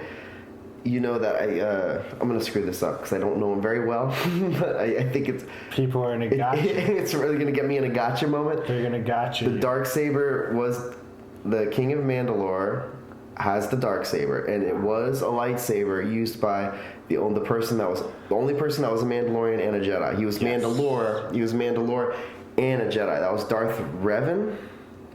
No, that's not Darth Revan. That was Bane. No, I don't think they named him. He didn't have a name. I think he's just Mandalore or something. See, this I don't know, but gotcha. This is a gotcha moment. I don't know this. I don't know the lore well enough. I always thought it was, somebody who was a Mandalorian who learned how to be a Jedi, and they made a blue lightsaber, and they're like, nah, this is too Jedi-like. Not good enough. Let's make it Mandalorian-ish, and he made it black. So it's the Darksaber. That was the tale of the Darksaber. Darksaber was added on to be unique. It was like, I think what I read was that it was just to give them something to fight over. It is like Excalibur. It's like the keys to the kingdom kind of thing. So it's more like a crown. It is a crown. Basically, is a crown. Yeah. But it's like a warrior. It's like a samurai style crown. Like, yeah. Because with Mandalorians are like, only the most, like the Dothraki, like only the most powerful. They only follow power. They rode the great mythosaur. Or the mythos. So they only follow power. The Darksaber represents power. But weirdly, it's also connected to the Jedi, who they fought wars against, and the whole Mandalorian armor is designed to fight against Jedi. So all this being said, all this vaguely being known, at least known well enough, when you see at the end of the Mandalorian, you see him crashed out of his TIE fighter, which I love the fact, by the way, that it's a normal TIE fighter. It's not some TIE interceptor. It's not something special. It's just a regular old TIE fighter. Except it does have those cool landing gear. It does land. We never saw that before, which I like. We're seeing stuff we've never seen before. Maybe that's every TIE fighter. It probably is. We just never seen it before. At least that was my assumption. Okay. Why wouldn't it be? And but the Empire is dead. There is no Empire. These are the remnants of the Empire, so they take what you can get. And the guy with the TIE fighter is running things, which is cool. But usually we used to see hundreds of thousands of them. Now there's just one, and now it's this old school armor. It's all dirtied up armor. And love the Death Troopers, by the way. I got a whole thing about the Death Troopers. Okay. So seeing him slice his way out of there and stand up, looking for what's going on, the cape flowing, very great scene, and it sets up the next season, like what the hell is going to happen. How did he get the saber? What is the implications of him having the saber? Is the Mandalorian going to come and try and take it? And then will he be the Mandalorian? Does that make him the Mandalorian?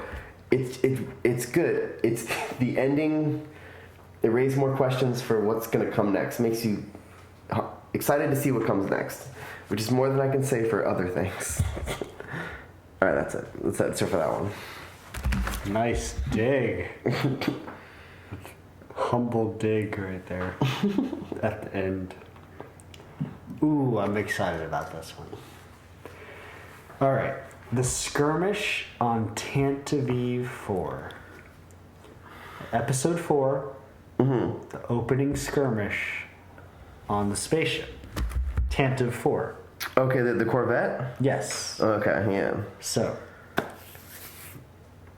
big moment. Star Destroyer overtakes the Tantive 4. You see the door open. Yep, ripped through. Sparks and all. Stormtroopers come in, and you see the rebels and the stormtroopers shooting it out in the hallway of the spaceship. And that is iconic. The conflict. Iconic. That is the Star Wars. That is the Star Wars. That is the Star Wars. Yes, and people are falling on both sides. Stormtroopers are dying. Rebels are dying. And then, part of this is Vader's introduction. Yep.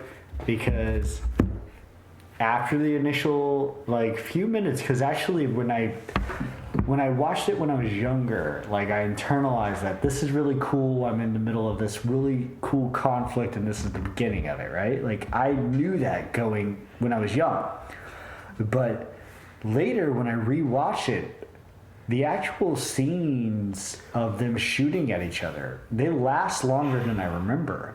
There's a few different shots of them shooting back and forth for a while down this spaceship. And so after that settles and you kind of get the feeling that maybe the Empire's winning, Darth Vader just strolls in there, looks around when he walks in, checks out some dead bodies. Delegating. It's okay, yeah. Stormtroopers are doing their business, takes control, he's in charge. And then, next time you see him, he's choking some rebel captain, and this is Darth Vader. This is who the bad guy is. This is what he's about, yeah. And he's like, if this was a consular ship, where is the ambassador? Come out and tear this ship apart until you found those plans and bring me the passengers. I want them alive. Super cool. So, I like how he's kind of interrogating the guy too, because it's easy to think of Darth Vader as just this monster machine, but he's actually, we said before, he's in there to do something. He's charismatic in his own weird way. Yeah. Or when they're strolling down the hallway not too long after, and the rebel or the Imperial officer is like, holding her is dangerous. If the Imperial Senate finds out, blah blah blah. The Vader doesn't give a shit. He's like, leave that to me. Send a distress signal saying all aboard or kill. I love that opening.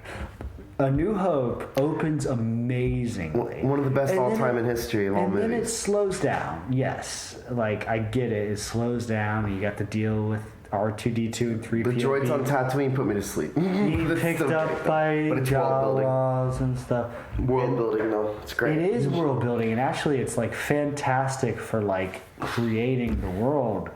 But you don't want to watch that. And it's mysterious. You don't want to watch it every time. Yeah, that's probably one of the aspects of the movie that was amazing when you first see it. Yes. And you're just what is we're in the desert, what are the aliens? What's that? It imprints on you. That was probably the most amazing. But then on rewatches, I want to see the flamboyant stuff. Yes. But but what's truly special about the movie is those quiet parts. No, I totally agree. I love the quiet parts of Tatooine and the droids and the Jawas, but I don't want to rewatch them all the time. Yeah. But I will rewatch the opening spaceship Tantive 4 battle I'll rewatch that all day. Yeah, I would too. And I love how Rogue One kind of expanded on it too. Yeah. When he's like, and at the end when he finally gets through, and then the the Corvette flies off, and he's there with his saber in hand, looking off into just like epic. Yes. All he can do but watch. Just flies away. Yes. Okay. All right, next one. Mm-hmm. So I got a Ray one. So why are you laughing? I don't judge you. You're just judging yourself. Yeah. So Ray's opening, showing her life as a Jakku scavenger living in a derelict AT-AT. Dun, dun, so, dun, dun, yeah, dun, dun. which actually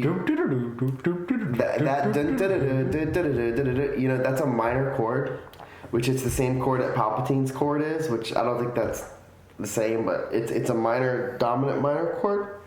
And it's bubbly. Like the way it's quick, it's bubbly, so it doesn't sound like it's a minor chord. But so what I like about that, when I first saw Force Awakens, I was really excited. Of course you were.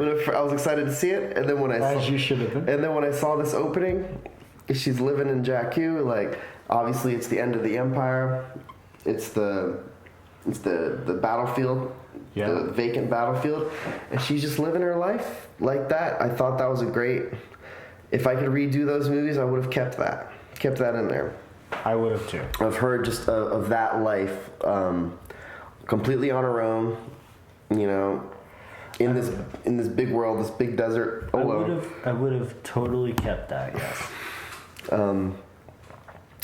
Really, that's pretty much all I got to say about it. It's just cool, like, to see someone living amongst the refuse of the Empire and everything we've seen before, and it made you just really curious of what's gonna happen from there. Yeah. It was just, it's as far as openings for character openings, maybe not movie openings, but as for a character's opening, that was really cool. I mean, the score is amazing too. Yeah, it's John Williams. I think it's the last. I don't think he's gonna do any more. No, he's not. He's got to be like 106 at this point. Yes. But I will say, like, to critique the sequels in general, right? Like, that moment is awesome, but like, why can't we have that moment and just say it's Tatooine or something? Or just, like, why does it got to be a desert planet that we don't know about, and that a battle happened there that we didn't get to see?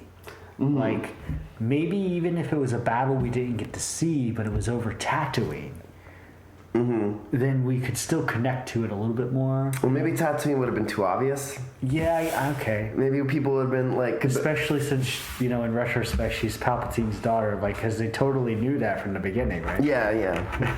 That was the plan the whole time. But, I don't know, like, having her live in the wreckage of Endor...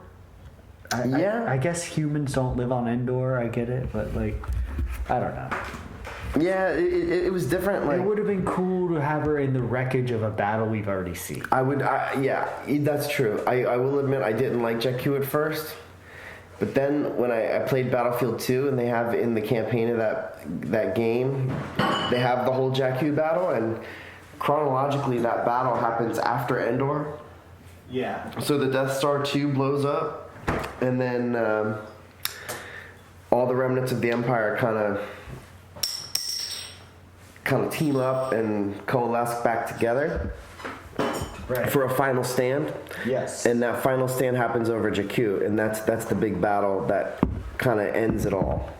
Which, I mean, so I would have loved to even seen that. In a way, we never got to see it in the movies, whatever, but they did flesh it out eventually in a video game. Which is stupid, but whatever. And it is kind of poetic. Like, it's, the new movie is going to rise from the ashes of the old movie. Yeah. Which is another kind of thematic vibe I got out of it. Yeah. And the whole substance life that she lived set her up to be a strong character. Because, like, yeah, she was overpowered, and it was pretty annoying. But I found over and over again, as I was watching the movies on like the first try, I always justified her being overpowered because she had been taking care of herself and she had been fighting herself. That was my whole. But eventually, it got just way out of hand, and then I started getting angry. Yes. But that I always found myself going back to the fact she was fighting for herself, just for survival. She was a survivalist. Well, from the beginning. Show you also the her skills with the staff. Yep, which is good. And you know that she can fight even though she's not been trained in the Jedi arts. Not the Jedi arts, but she can fight. Was trained by Count Dooku. She's a character from the beginning that can fight, which is good. She's also a pilot though too. Like we didn't get whatever. Apparently everybody who just grows up on the desert is a pilot. We never got to see Luke be a pilot either, but they at least fleshed it out a little bit. Oh, he was shooting womp rats. Those T-16, you know. Those T-16s. But they're not much bigger than 2 meters. But apparently Rey's a good pilot too. Whatever. But aesthetically, thematically, one of the best openings for a character. I think. It's kind of a Harry Potter-esque. It does. Yeah, it does a little bit. It's the same. I'm trying to think of that. It's not a xylophone. It's some kind of a chimey belly instrument. But that's her opening. It's cool. She's living in AT and she wears the cute little. She's got the rebel. She's cute. The rebel hat thing going on. Yeah.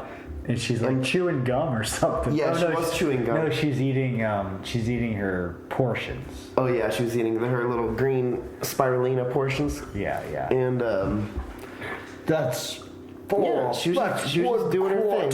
Portion. And it gives her 60 portions for the BB-8. So I'll pay you for it. I think that's my last Rey one. Well, you should apologize for all. I always caveat them, so it's okay. All right. So my next one, am I good? You're good. We're gonna have some crossover. I can guarantee you. Now that I'm looking at mine. Vader takes Luke into custody on Endor. Okay, I missed that one. I love this. This is the first time I think. Vader sees Luke since they last connected via early versions of Force Skype and Empire Strikes Back, where they're talking to each other. Father, son. Anyways, takes him into custody, talks to him. You get some world building because he's like, I see you've constructed a new lightsaber. Mm-hmm. Your training is complete. And you get some mystery because then he says, Obi-Wan once thought as you did. You don't know the power of the dark side. Now, we don't actually ever see Obi-Wan think like that because last time we saw Obi-Wan and Vader, he wanted to kill He was Vader. just full there's no chance for you. But maybe that just throws out some more fleshing out some backstory. But really what kills me in this scene is they're talking on the bridge of the AT-AT, or at least the transfer station to get to the AT-AT or something. I don't know. But when Luke finally leaves, and Luke does this thing then my father's truly dead. And he does this little I don't know, angsty head shake, he's just guilt tripping Vader. Yeah. And Vader actually, his mask stares off into the forest, and you can see inner turmoil on this faceless, expressionless mask. Yeah, there's a little bit of that. And I'm oh my God, there's emotions inside of this thing. Yeah. That I'm just being told, I guess, by the mood or the, I don't know, something. What's being implied by the cinematic-ness. And you can feel the conflict, just like Luke can. And it's amazing. That's good. That's kind of foreshadowing. I remember when I first saw that scene, the first thing that freaked me out about it was when he ignites the lightsaber. When Vader ignites the green saber, and I'm just like... Well, and Luke gets that Luke gets that he could just fear on his eyes when Vader lights it up. He's like, yeah, is he gonna cut me? He does, right? Yeah, because at least I remember I felt that, like, he's right there next to him and he's just igniting it and he's just looking at it. He's like, yep. He's just like literally checking it out. Like, so like when you have the prequels, he's just honestly checking it out in your head canon now. He's probably like literally just looking at it to see how Luke built it. He's very mechanically minded. He loves building things. Yeah. You know? So he's probably just checking it out to say, hey, I saw you use this defibrillator and you should have used like the A cap or something. I don't know. This compressor. Yeah. Yeah, it's just it was freaky because you know what he's capable of, but it was just also you see him. You don't expect Darth Vader to have any restraint. Yeah. You know, you don't see much of it. Yeah. But with Luke, there's going to be restraint. That's the only time you do see it. But yeah, that was a tense moment. I remember when I was, and just the fact that you mentioned that it was on a bridge, I think I never thought about. But I guess that makes sense thematically. They're going from one stage to another, and in the interim. Once they go to Palpatine, it's all over. It's full dark side. You can't play around in front of Palpatine. Exactly. But right now, when they're together alone, they can kind of have a moment together. Yeah, and Vader just full up, and before that was like, join me, let's kill the Emperor. Like, he never was loyal to the Emperor at all. Yeah. The only time Anakin was loyal to the Emperor was in the prequels. Where it was, and before he actually turned to the dark side, that was when he was most loyal. I think after he killed younglings, he was like, "Ew, I don't feel good about this." He didn't like Palpatine after that. Like he was most loyal. Anakin was most loyal to Palpatine before he became Vader. That was when the Jedi Order asked him to spy on him, and that's when you know. It's when he realized how mad he was. That he was told that he had to spy on him and. That whole thing. Yeah. Okay. So I can go to the next one? Yeah. So I got a prequel one. So this one's pretty obvious. When Palpatine is seducing Anakin at the opera, describing Darth Plagueis and the power of the dark side and eternal life. That is on my list. Yeah, I would assume that's on your list. So it's pretty high up there. So that sets the whole... That's the whole story, isn't it? Yeah. Kind of in a nutshell, like the story of trying to... It's like the ancient tragic Greek thing. You're trying to conquer death. You have a vision. You're trying to go against that vision. And then in the act of trying to undo that vision, you make it come true.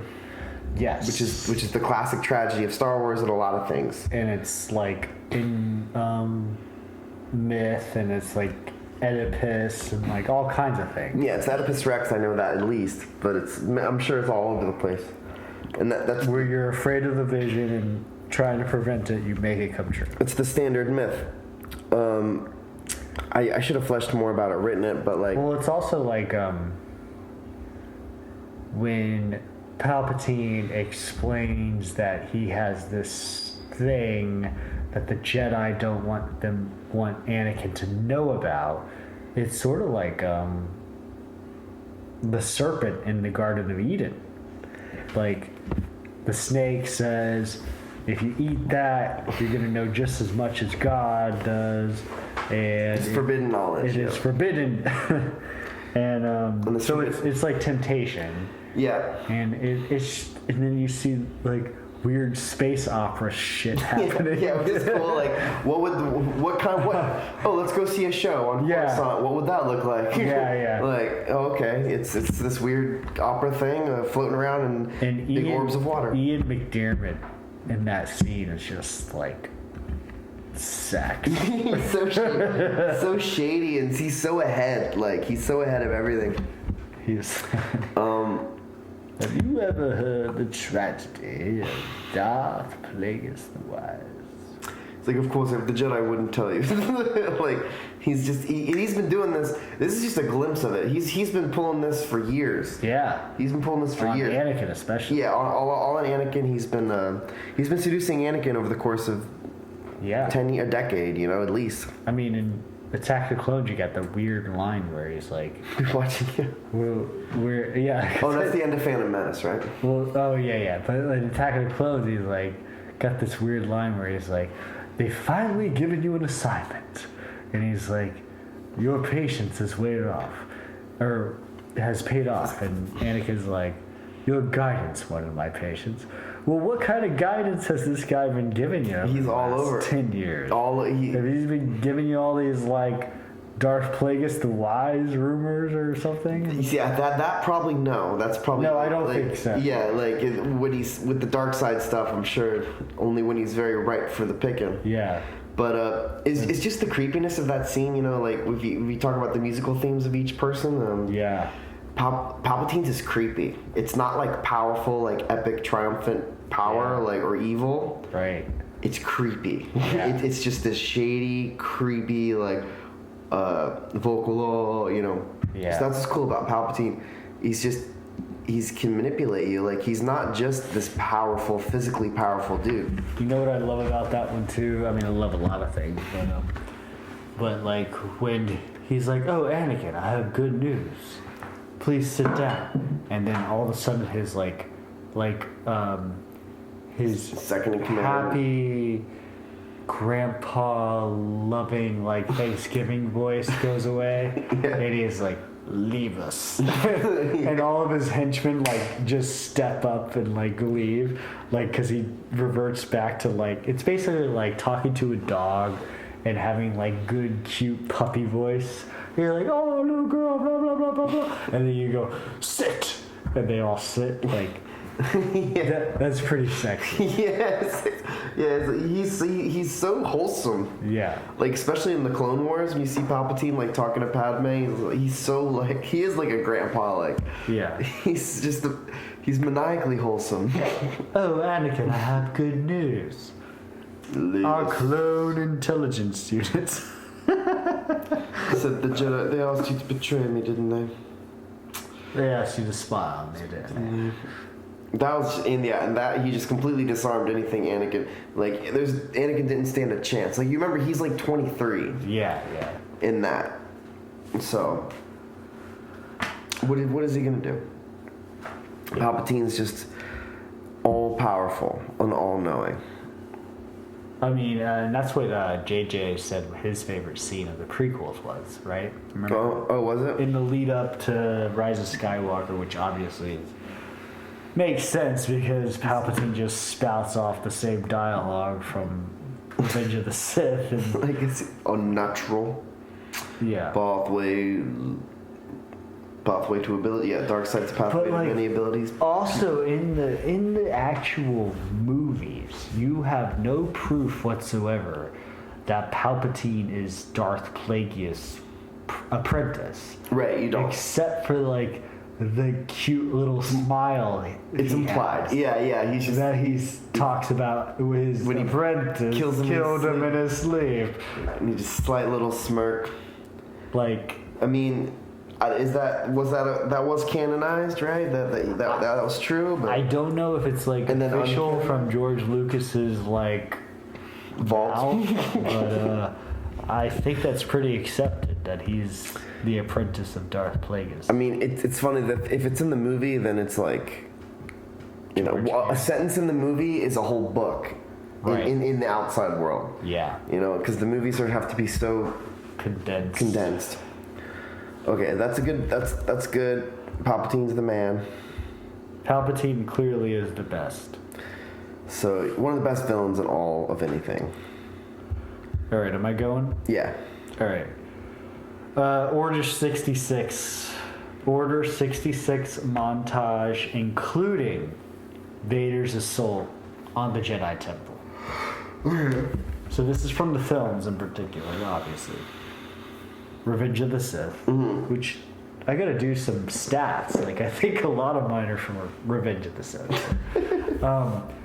Order 66, like it's emotionally gut punching, and just the visual of yet another visual of Anakin with his hood up, looking all sinister.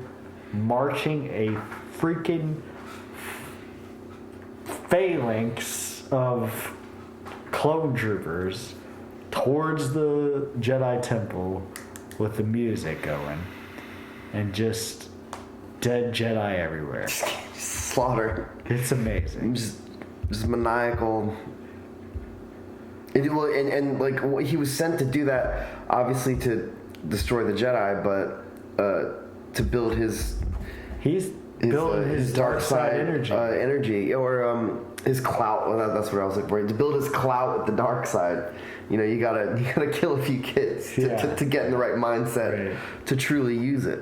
Yep. He was paying his dues. Yeah. In that one.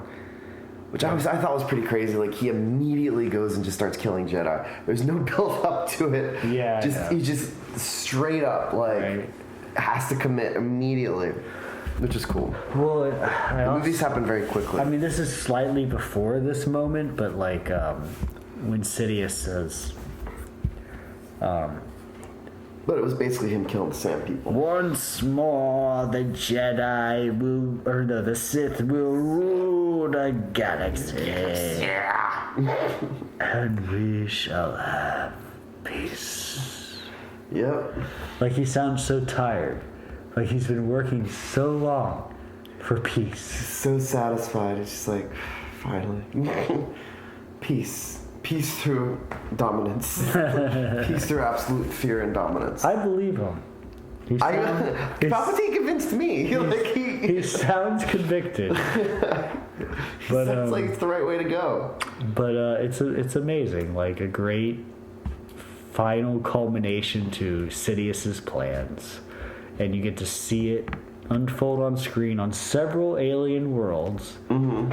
The Jedi die in several different ways. See it on Fallujah, nice. Right? Fallujah, yeah. I know at least that one. That was a Plo Koon gets shot out of the sky. Poor Plo Koon just gets. He's a great pilot too. Yeah. Said he was a great pilot. He dies piloting. Ki-Adi-Mundi, he deserved it. Like, Ki-Adi-Mundi, he put up the biggest fight. He's on the bottom of my list of Jedi, like, as far as like people I respect.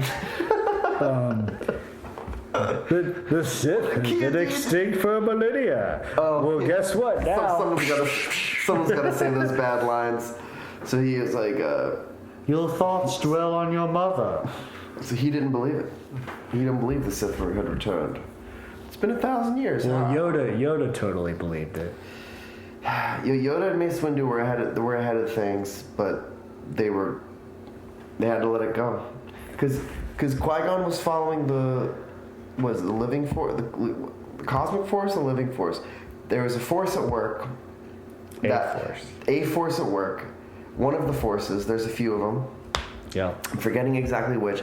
Qui-Gon followed a certain type of the force, and that force was saying Anakin needs to become a Jedi. Yes. So that he can become Vader and eventually bring balance through all that. Yoda and Mace Windu saw that, but they also saw what he was going to become, and they tried to avoid it. Yes. But Qui-Gon, maybe in a way, even if Qui-Gon knew Anakin was going to become Vader, he might have still gone through with it. Yeah. Because the will of the Force is above everything. Yep. That's why I love Qui-Gon so much. Qui-Gon is awesome. Because he's above even the Jedi Order. Okay, so we did Palpatine seducing. Yep. Alright, so we're moving on? Yep. I shouldn't have saved the best ones for last, because I'm fading. It's like I gotta do my last one justice. Alright. I'm gonna go through a couple of these. So, okay, here's one of my weaker ones. So Krennic meeting with Lord Vader to try and hustle clout with the Emperor. So I love Krennic as a character, and I love you get to see Vader's castle on Mustafar, which is amazing. Yeah, amazing. And just that whole meeting, are you saying how cheesy it was, or at least some people were saying it was cheesy when you were saying, "Be careful not to choke on your ambitions." Director, administrator.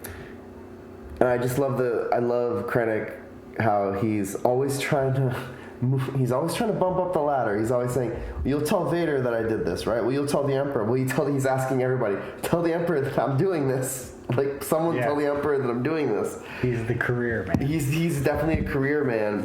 And, hey, that's, that was his... He's trying to get vested in the Imperial pension. He's trying to get the best Imperial pension. He's trying to make CEO. Yeah. And I also read somewhere about the stormtroopers that they all wanted to be royal guards, which sucks. But they don't know that it sucks to be a royal guard. Like, apparently you're being tortured the whole time that you're in the suit. Okay, terrible. Or something crazy like that. So that's Krennic. I had Vader Unleashed on here. So you had that one. Oh, the Rampage? The Rampage. Okay. Okay, so that was a quick one. So here's another one that I had on here that we kind of already touched on. The opening of Rogue One on the Saturn-like world with black sand beaches, Krennic and Death Troopers walking imposingly toward Galen. So how far up did you have that one? I'm not. These aren't in any order. Well, I love that one. There's only one that's my number one. I didn't even hit my runners up, but I actually love that moment.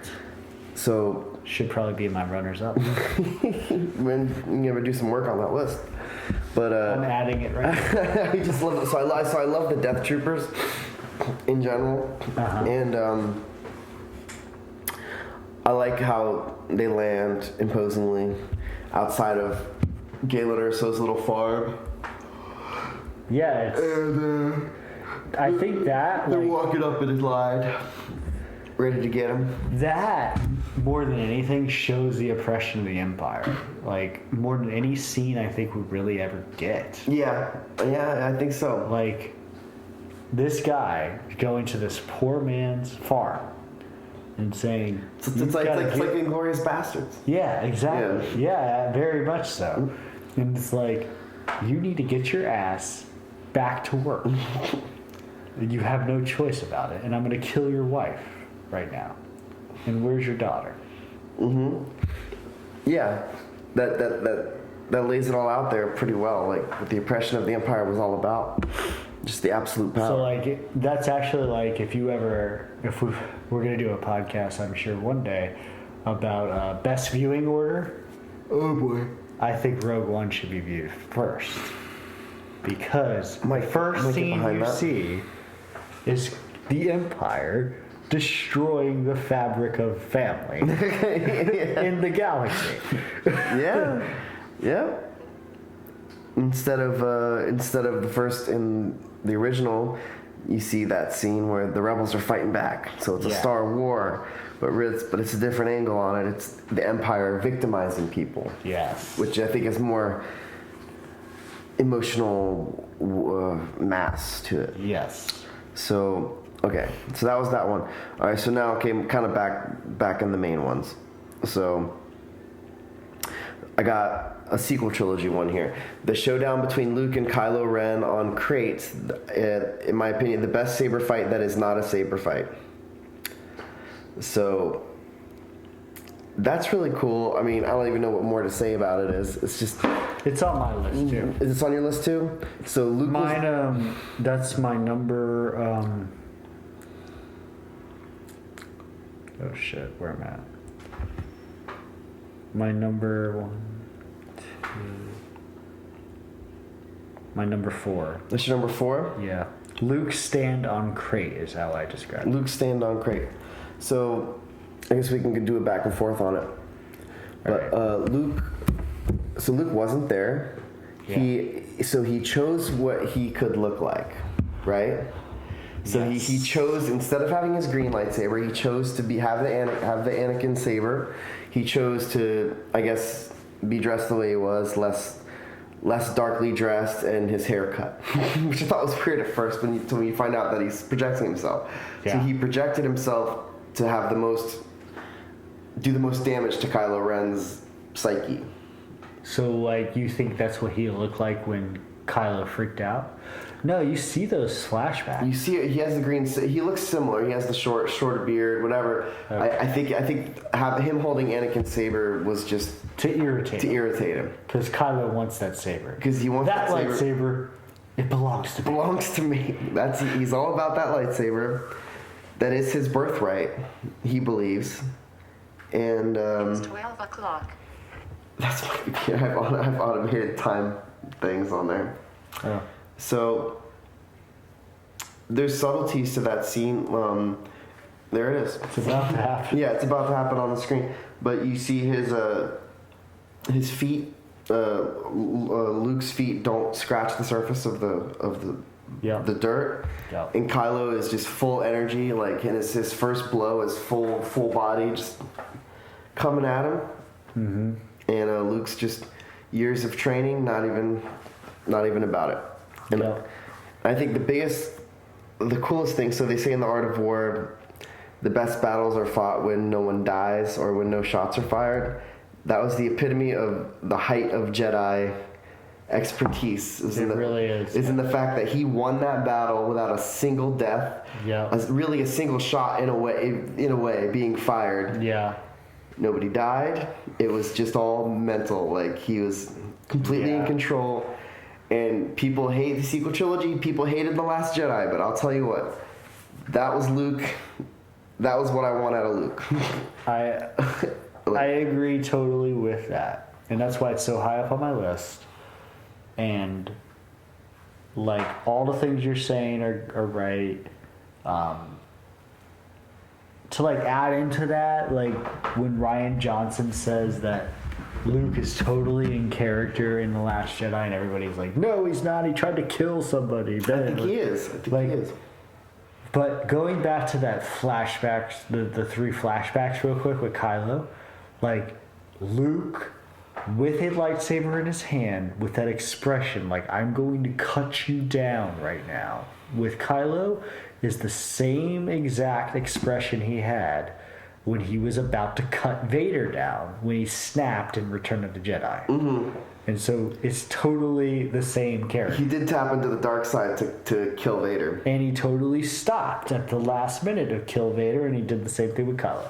So going back to the last... That's a good point. It's a fair point. The crate battle, everything you said is true, and what really cements it for me as like one of the greatest moments is, well, the visuals are amazing. Like, this lone Jedi versus all these gorilla ats, and then like there's just nothing they can do about it. The beautiful redness and the whiteness, and then like that Kylo Ren's spaceship in front of Luke, and like literally a Jedi with his laser sword facing down the entire First Order, and then what really makes it the best of all, or like the third best of all or something on my list, is that in universe later you hear the Broom Kid and his friends talking about the legend of Luke Skywalker.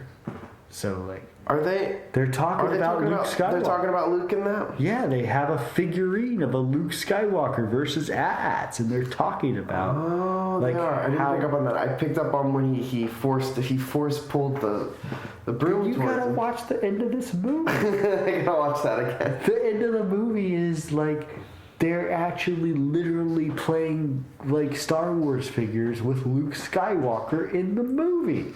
Okay. It's awesome. It's epic. So it has these far implications. So yeah, like, a lot of people say he did Luke dirty. I guess, like, in a way. I don't know. It built drama, him being on the island and everything, but the payoff was, if it was bad in the beginning, at least the payoff was worth it. You know? And it was surprising. Like, how often when was the last time a Star Wars movie surprised you? Last Jedi, I guess. Yeah. It can't, you know, like I said, that was my argument with the prequel trilogy. Nothing in the prequel trilogies was going to surprise you. A lot of stuff in the original trilogy, if you were, you know, blessed to get to see it fresh again, I grew up with it, but a lot of that stuff was surprising too. So, it's good. Yeah, I guess nothing in the prequel trilogy did surprise me. I guess you're right about that. Yeah, but I do love it. What is that noise? Did you hear a noise? I heard it too. Could be anything. Check some. I'll be right back. All right. So we took a break. We were just talking about We had Crate, right? We were bathroom break. Took a bathroom break. So we were talking about the last fight. Oh yeah, I was saying in The Last Jedi. I was saying how we both have it on our list. Yeah. And I was saying all the things you said are great about it, and I was saying that it's so great also because it in universe cements Luke as a legend because the kids at the end are talking about him. Yeah, so the kids are playing with the AT-ATs, so his showdown with the AT-ATs. I mean, that was jarring. Like, I gotta say, when you see that, all those lasers just coming at him, and then he just steps out of it, he's just like, what? It was jarring. It was so in a good way. It was that's what I'm saying. It was good. It was mysterious. I'm like, what? I was just like, I feel like I'm watching a new movie. This is great. I'm seeing something I've never seen before. Yeah. Where with Force Awakens, I just walked away upset, and it was hollow because I was just like, I've seen all this before, and I just saw it rehashed in a lame way. Same. So I was like, at least Last Jedi, it was like, it felt like a movie, like a new movie. The third Death Star. Ugh, gross. Yeah, it doesn't stop. It never stops. Okay. So my turn, because I feel like you went like 1 million times. Okay, I did. So Crate word. Yeah, I knocked out a couple ones that I thought weren't good in rapid fire. Well, Crate is good because it's my number. Okay, so 4. Okay, so we got Crate out of the way. All right. It's on you. Vader tests Luke at Cloud City. Oh, cool. So Yeah. the lightsaber duel, but like in particular, like out of the whole lightsaber duel on Cloud City between Vader and Luke, it would be the very first couple swipes where Vader's just like standing there like an OG and Luke comes at him and like swats at him and Vader just like with one hand and nonchalantly just does a couple blocks and then He's just toying with him. He's in control the whole time. I mean, until later when Luke swipes him on the shoulder or something. Well, that was really energetic. Like, that was the most energetic you've seen Darth Vader so far. Yeah. Like, he's doing these strikes that are one after the other, like not not changing strikes. It's just over the head, over the head, over the head, over the head. And you see it's getting manic. And when Luke finally gets a shot on him, he's like, "Oh, F this." Yeah. And he starts getting a little crazy. And he dominates him after that. Yeah. And well, the whole part of that was he was trying to lure him into the chamber, the cryo chamber, right? Right. And Most impressive. Yeah, I like that when he's just like almost too easy or all too easy, and then he's just like, whoosh. Yeah. He just got his footing. He was just putting him in the right spot where he wanted to him. That was it. You know what is a parallel that I have never thought of until this very moment? Okay.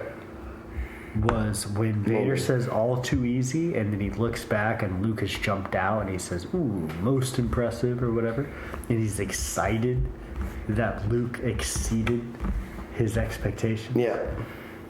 It sort of mirrors Kylo in your favorite movie, Rise of Skywalker. Yeah.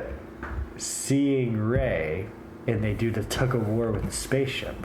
Yep. Yeah, he was testing her. That's what he said. And Kylo later says, "I was testing you to see how strong you are." And I'm sure in Kylo's head, he said, when Rey exploded the spaceship with the exploder button, I'm sure Kylo said, "Ooh, most impressive." Most impressive. Yeah, he was punking her, man. He's just like, he's trying to push her as far as she could go into the dark side. All right, you're up. All right, so yeah, that was, I considered putting that on mine, but I ended up not doing it. But I was watching it while I was making my list. I was watching it so far away, I made my list. So, okay, so I got a Mandalorian one. I have 2 more Mandalorian ones, so I'll just do one after the other. So your previous one was the Darksaber, right? Yeah, So and what's your next one? I think that was it. So when the Mandalorian heroically scales the Jawa land ship, only to immediately get stunned and fall right off and just splat on the ground. I love that. So I love that scene because It's amazing. That's amazing because we've seen the Jawa tanks over and over again. We've never really seen we never seen someone climb one, which was awesome. And it was this big epic struggle, and they're throwing stuff at him, and he's dodging. Occasionally he'll grab one and throw him on the ground. There was 1, 2 off, just out while it's moving. They're doing the Indiana Jones thing where they try and ride it up against the dirt wall, and then he dodges that, gets on the side of it. And he climbs and gets all the way to the top, and then they're all just right there, and they just immediately blast him. Not even a chance to waft in his victory. And he just falls right off, unceremoniously just flat on the ground. He looks just like a normal person. On the ground. In like a Halloween costume. Halloween costume, Just some guy. Like, not even Pedro Pascal or anything. And, I think the child thinks he's dead, too, because he reacts to it when he sees him fall flat like that, back on the ground. And he has a look with his eyes twitching. He's like, oh, he's dead. Then he gets up. It's like, okay. But that was just an amazing... That had to happen at some point. Someone just climb up a Jawa tank, and fall off. It could have been better than that. You try to take on a sandcrawler, you're gonna fail. You can't sandcrawler. That's what it is. You don't take on sandcrawlers, and they're all over the place. Which we never knew that until that episode. That's true. They're on Navarro as well, right? Well, no, they show it later. So actually, this ties into my other one. So can I just wedge my other one in here? So my other Mandalorian one is IG-11 flying into the city on Navarro on a speeder, gunning stormtroopers down while the child is giggling. So he's got his prime directive. He goes right in on the speeder, which is from Return of the Jedi, that same speeder. The scout speeder, and just blah blah blah blah, just guns them all down. And as far as the Jawa thing, you see a Jawa in the dark gray. The stormtroopers are messing with the Jawa, like, they're locking them up, jamming them up. He's pretty happy when one of them gets gunned down. Right? I think they both do. And he's like, oh, he's good now. Like, he's not getting arrested anymore for his scavenging ways. But that scene just speaks for itself. I don't even know what to say about it. It's just, it's the baby laughing. He's having a good time, and IG-11 just saving the day, which was Queel, which I think Queel saved the day through IG-11, through Queel's compassion and his know-how, I guess, mechanically, his hard work with his hands. But I think really, I boiled that whole thing down to Queel saved the day because of his sacrifice and his empathy. And that's what led to the events being good. The child getting away and the Mandalorian getting away. Was Queel through IG-11 through Queel. It was all about sacrifice. The robot, also the whole thing.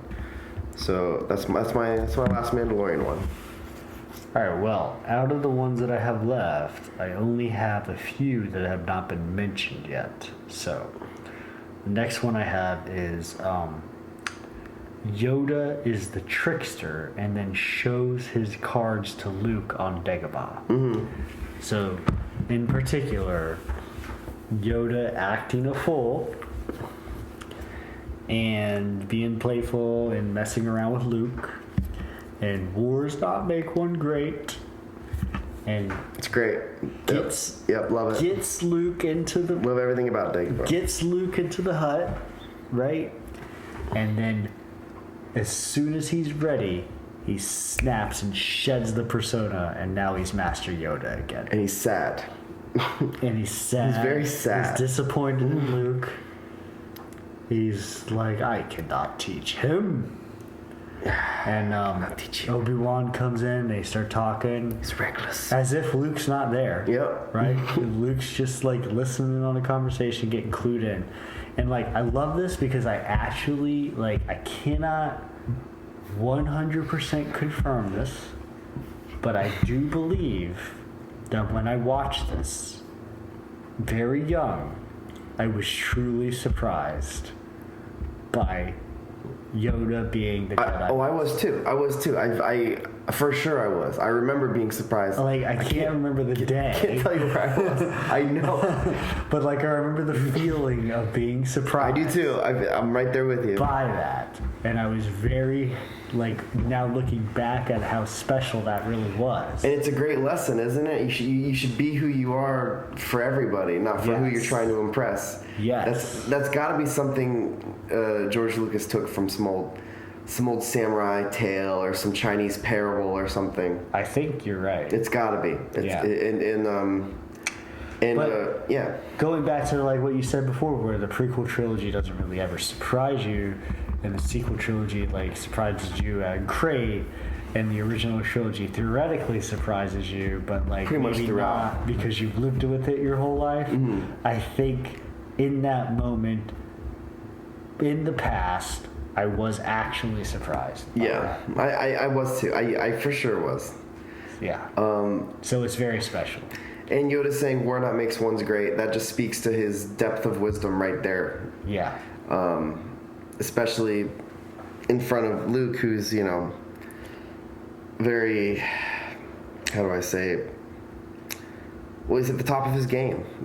He just blew up the Death Star, all this stuff. So of course he was given a medal. He thinks he's on top. He's on top, and he's there to get training. But Yoda doesn't think so. Not at all. Yoda's seen it, and then you get a glimpse. Yoda's seen a lot if you know about the prequels, and even in the Clone Wars. It was one thing I liked in the Clone Wars when Yoda's in the first episode, and he's like another. So Yoda would criticize Luke a lot for never being in the moment. Always looking up to the stars, what have you. And in the first episode of the Clone Wars, Yoda kind of ponders about how pretty the planet is that he's on, even though he's about to go do this battle with Asajj Ventress and do all this stuff. But he takes a moment, and he's in the moment, and he says how beautiful and great the universe is in that moment. And that's, furthermore, speaks into Yoda's wisdom. Yes. Which is touching. A mindfulness type of wisdom. Yes. Which, can't say anything bad about yoga. Well, except for the Catholic Church bureaucracy aspect, I guess. But as far as the other moment I have, which is like the greatest failure of Yoda, which is so loving. The other moment with the giving Anakin bad advice. Yep, he gave Anakin bad advice, but it was the only way it was gonna go. Maybe he just trusted Anakin more than he should have. Maybe he thought Anakin was a little more powerful than he. Anakin really was. will figure it out on his own. No, turns out not necessarily. Okay, can I throw another one at you? Yeah. Okay. So this is an old one. It's from A New Hope. The cantina scene could be asked for a moment, not a scene, right? So the cantina scene when Old Ben slashes the outlaw's arm, showing a lightsaber in use for the first time. Ooh, yeah. So the more when I watched the behind the scenes of Star Wars, a Star Wars story, whatever, they go on Alec Guinness, how Alec Guinness was the only real actor in the original movie. And when he was there, it brought an air of professionalism and an air of validation to the filming, and that was a big deal to all of them. Alec Guinness was this huge movie star, and he didn't even need to be in that movie. He was already pretty much established, whatever. But he wanted to play the character of an old wise man, and in that you see him do his thing. So he defends Luke. He slices off the arm. That was one of the first times I think I ever saw blood on screen. I remember that freaking me out. Seeing the arm on the ground, bloody. Yeah. He's screaming. It's kind of edited in, him screaming, whatever. Ah! But my favorite part, when you see Obi-Wan, Alec Guinness, looking up, and he's holding the saber up in front of him in a defensive posture, and he's looking around, looks around, yeah. He's just like, all right, nobody's challenging me. Peace. Back to it. Like he's completely in control of that moment. And then he gets back to his drink and his talk. Back to his back to his hustling around with Harrison Ford and all that good stuff. So love Alec Guinness, especially. Have you seen that? You probably have that super cut of Obi-Wan, Old Ben talking about Anakin Skywalker, and then they overcut it with scenes from the original, the prequel trilogy. And it's kind of like how Obi-Wan's really post-traumatic. He has a lot of post-traumatic stress. And they said they kind of can put that toward his acting, how good his acting was, how it was just the script, none of it was really fleshed out. Yeah. But he just acted. It was all in his eyes. Like the whole story, the whole backstory of the prequels, you could just see in his eyes in that moment. Well, that one scene where he's showing Luke the lightsaber, and exactly what you're saying, where they cut in the prequel trilogy when he's explaining for 1,000 generations, the Jedi, and then cut back to Revenge of the Sith a few times and stuff. Mm-hmm. I've seen those videos, and it's true. It's just Alec Guinness conveys that there's so much story that he's been through some shit. Yeah. And really just by being Alec Guinness. Yeah. Just you see it in his eyes. He's traumatic. He's seen some stuff. And I wonder how much Lucas told him to do. Probably nothing. It was probably just a happy coincidence. Because I hear George Lucas does not really direct his actors very much. He doesn't direct at all. He doesn't direct at all. Yeah, that's what I saw too. He just says go faster with more intensity. That's it. But with someone like Alec Guinness, it was just he read the script and he does it. Actors, I guess really great actors probably don't need to be directed for the most part, unless it's something crazy the director's doing. All right, so that's my original trilogy. Circle jerk. After Yoda as a trickster, the next one I had was Luke stand on crate, which is what we talked about already. Mm-hmm. And then the next one I had after that was Palpatine and Anakin at the opera, which we talked about already. So now we're at my number 2. Okay. I only have my number 1 left. Okay. Just so you know. Okay, well, my number 2 so we'll go through yours. Yoda and Luke burn the temple on Octu. Oh, okay. This is controversial right here. It is? Yeah. All right, well, so this is The Last Jedi. It's all the way up on number 2. Okay. Now, if you ask me, Last Jedi is my number 6 movie, but this particular moment... But some of the moments, they were great. This moment is fan-freaking-tastic. So, you have 2 Jedi Masters. One previously being mentored by the other one. But at this point, they are both Jedi Masters. Pontificating and contemplating whether the Jedi Order really is anything.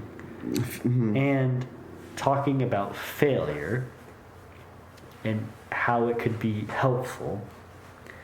And just hanging out as equals after all this time. Yep. And watching a fire.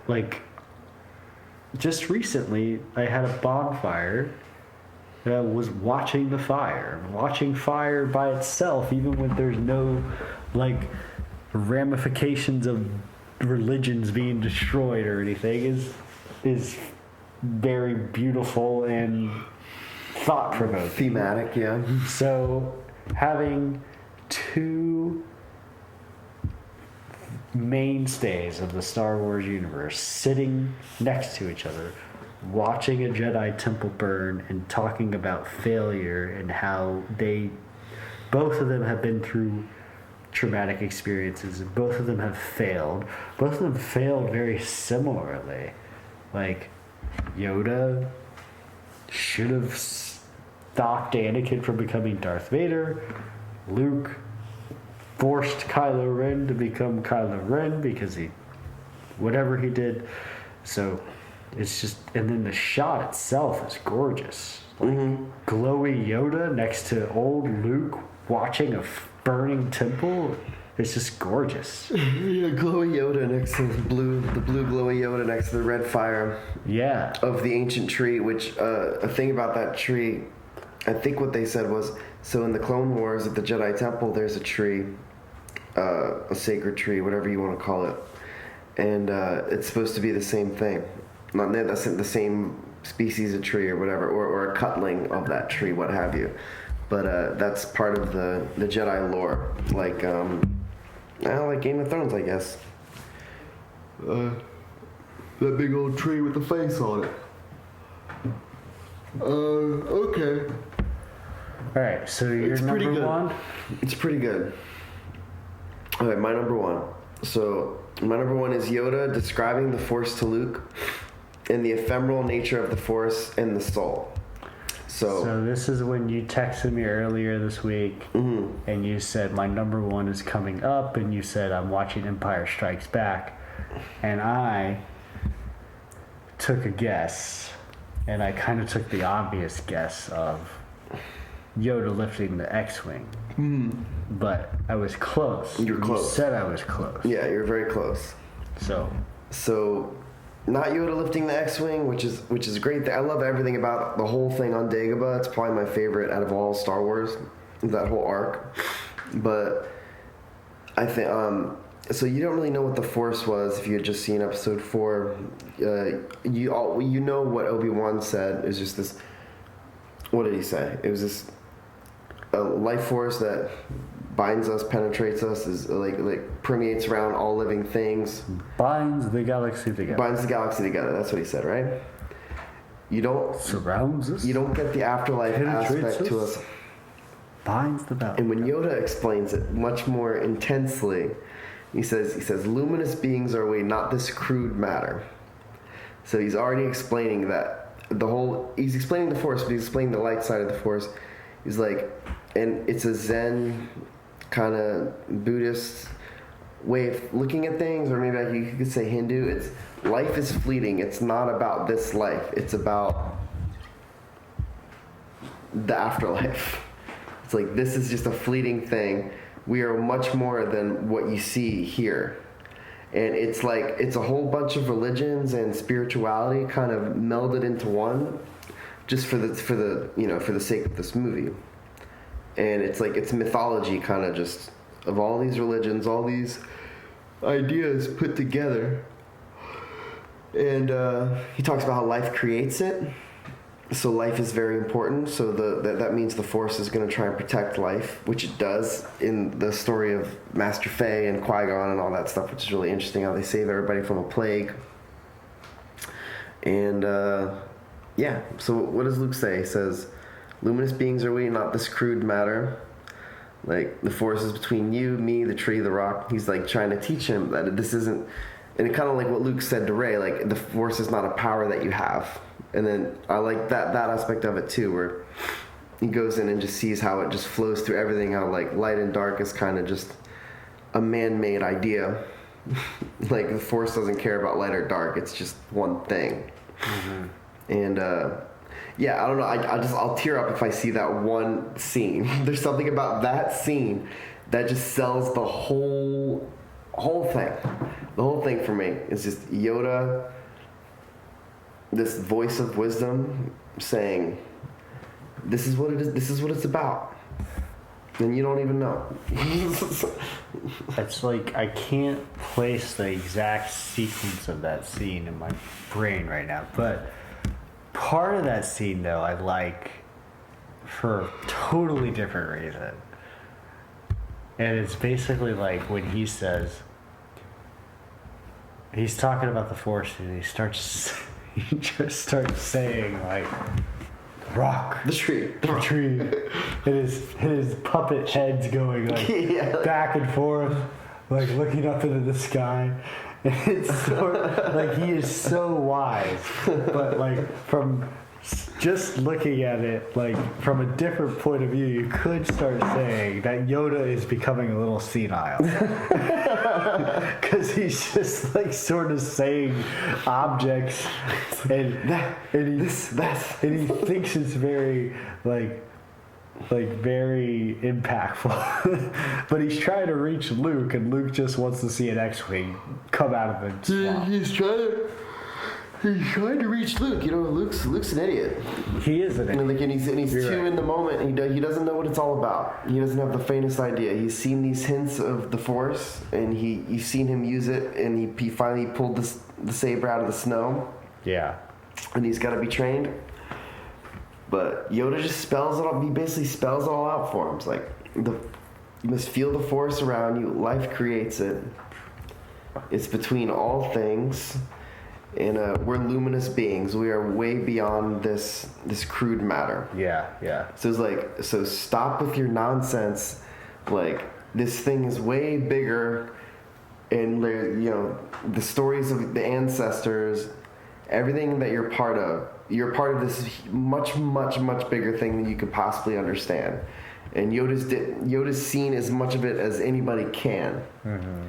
And that was just like, that's the Jedi religion. That's what it was.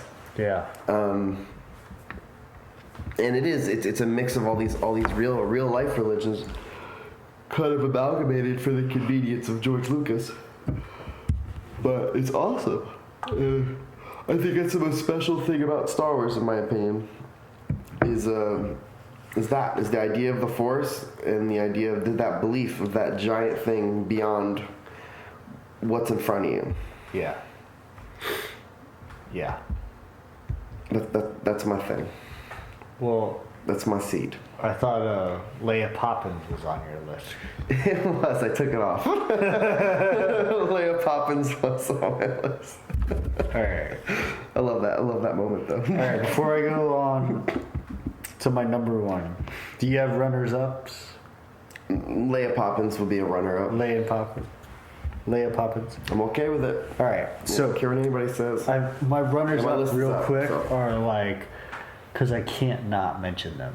All right, go ahead. Work too damn hard. I have 3 of them that are all connected, which is like my moments versus segments thing. Okay. Right? But Luke confronts Jabba. Luke fights the Rancor, and Luke battles on the sail barge. Oh, okay. All 3 of those could not break my top 15. Yes, I even put Anakin and Padme going into Geonosis above those. Yeah, you did, didn't you? I kind of did that just to spite you, like I said. But Luke, it was romantic. Fighting the most romantic off moment. Jabba and the Rancor and his henchmen on the sail barge, and the swagger he has when he walks into that palace. Yep. And he starts choking Gamorrean guards and force pulling blasters and trying to shoot Jabba right in the face. He's a fully realized Jedi. Luke is most powerful Jedi in history. Luke is the man there. Then I have Qui-Gon and Obi-Wan. Pretty much everything in Episode 1 with Qui-Gon and Obi-Wan that was not the Maul fight. So Qui-Gon and Obi-Wan fight the battle droids on the Trade Federation ship. That's awesome. That's the first time you see full-fledged Jedi Knights fighting combatants in their prime. Yep. You're fighting droidicas. Yeah, that was different. Battle droids and stuff.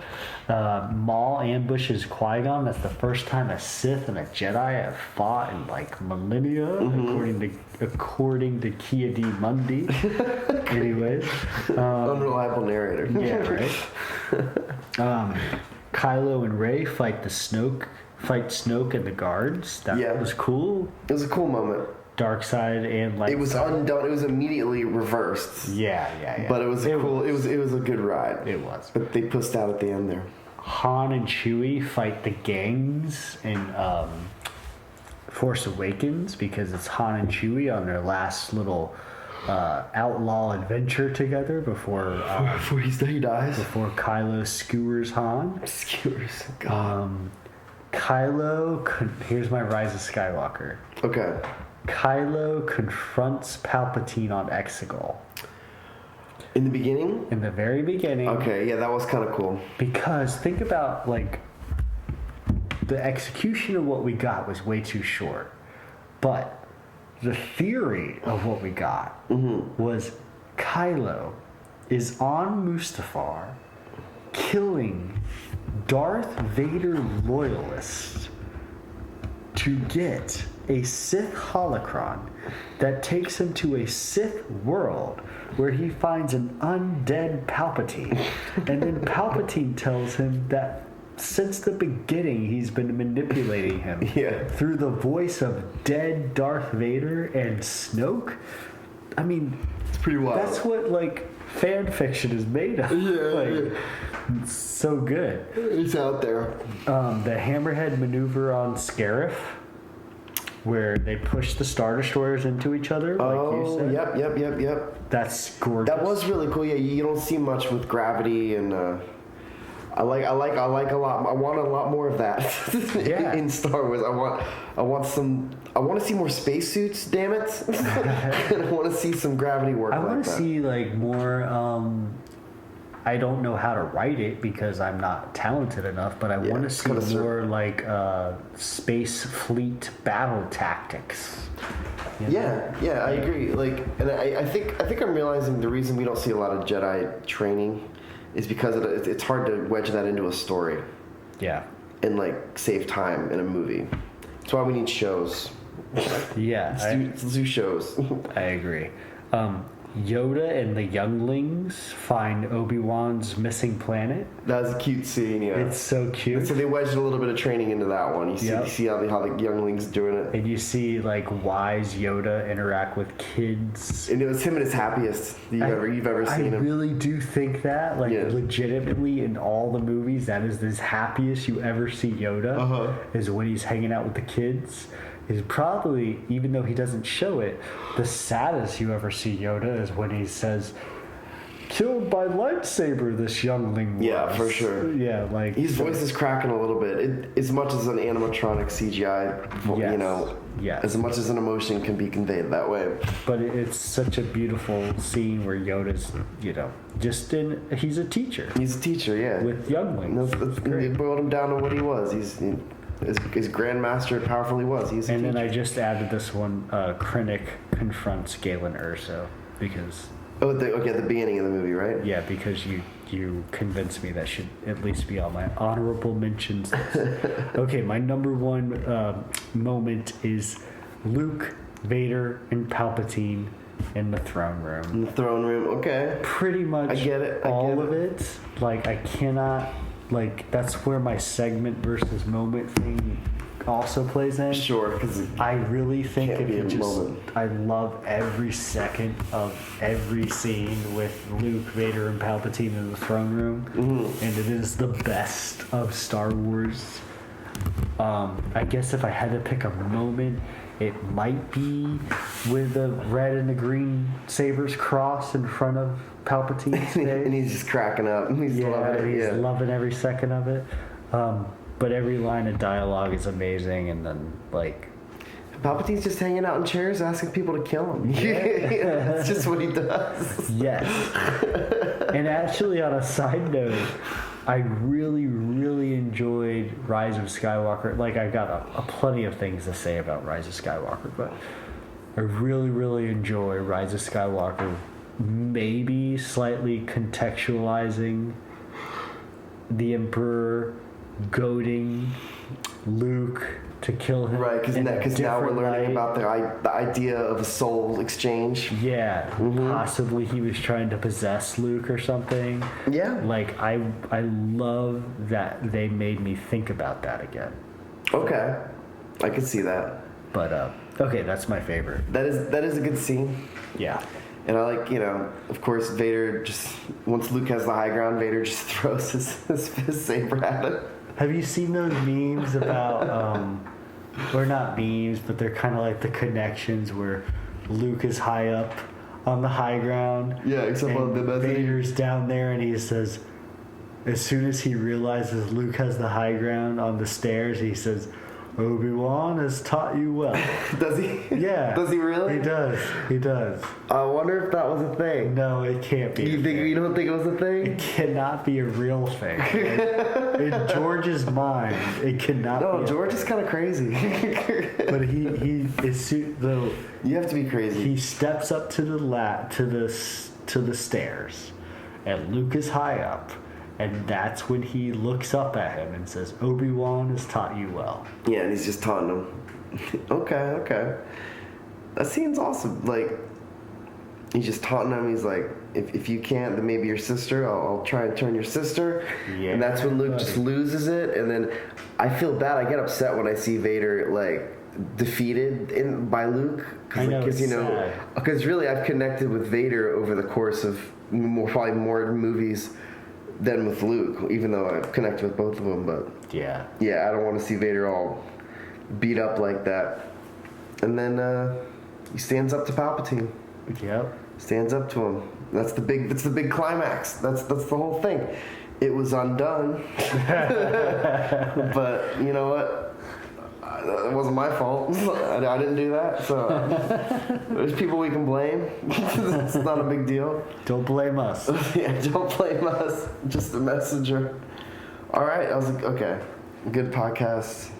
Successful first podcast. I think I said everything I tried to say, or wanted to say. I think so. I wish I had done my favorite one first, so I could describe how much I love that. Yeah. Instead of 3 hours in and 1 a.m, but it's okay. I think I did the best it was I like a 2.5 hour podcast or something. Probably a little more. All right. Signing off. So this voice that you're hearing is Jason Hess. What's the other voice? I'm Josh Crawford. Just in case we didn't make that clear enough. And all right, Star Wars for life. Bye.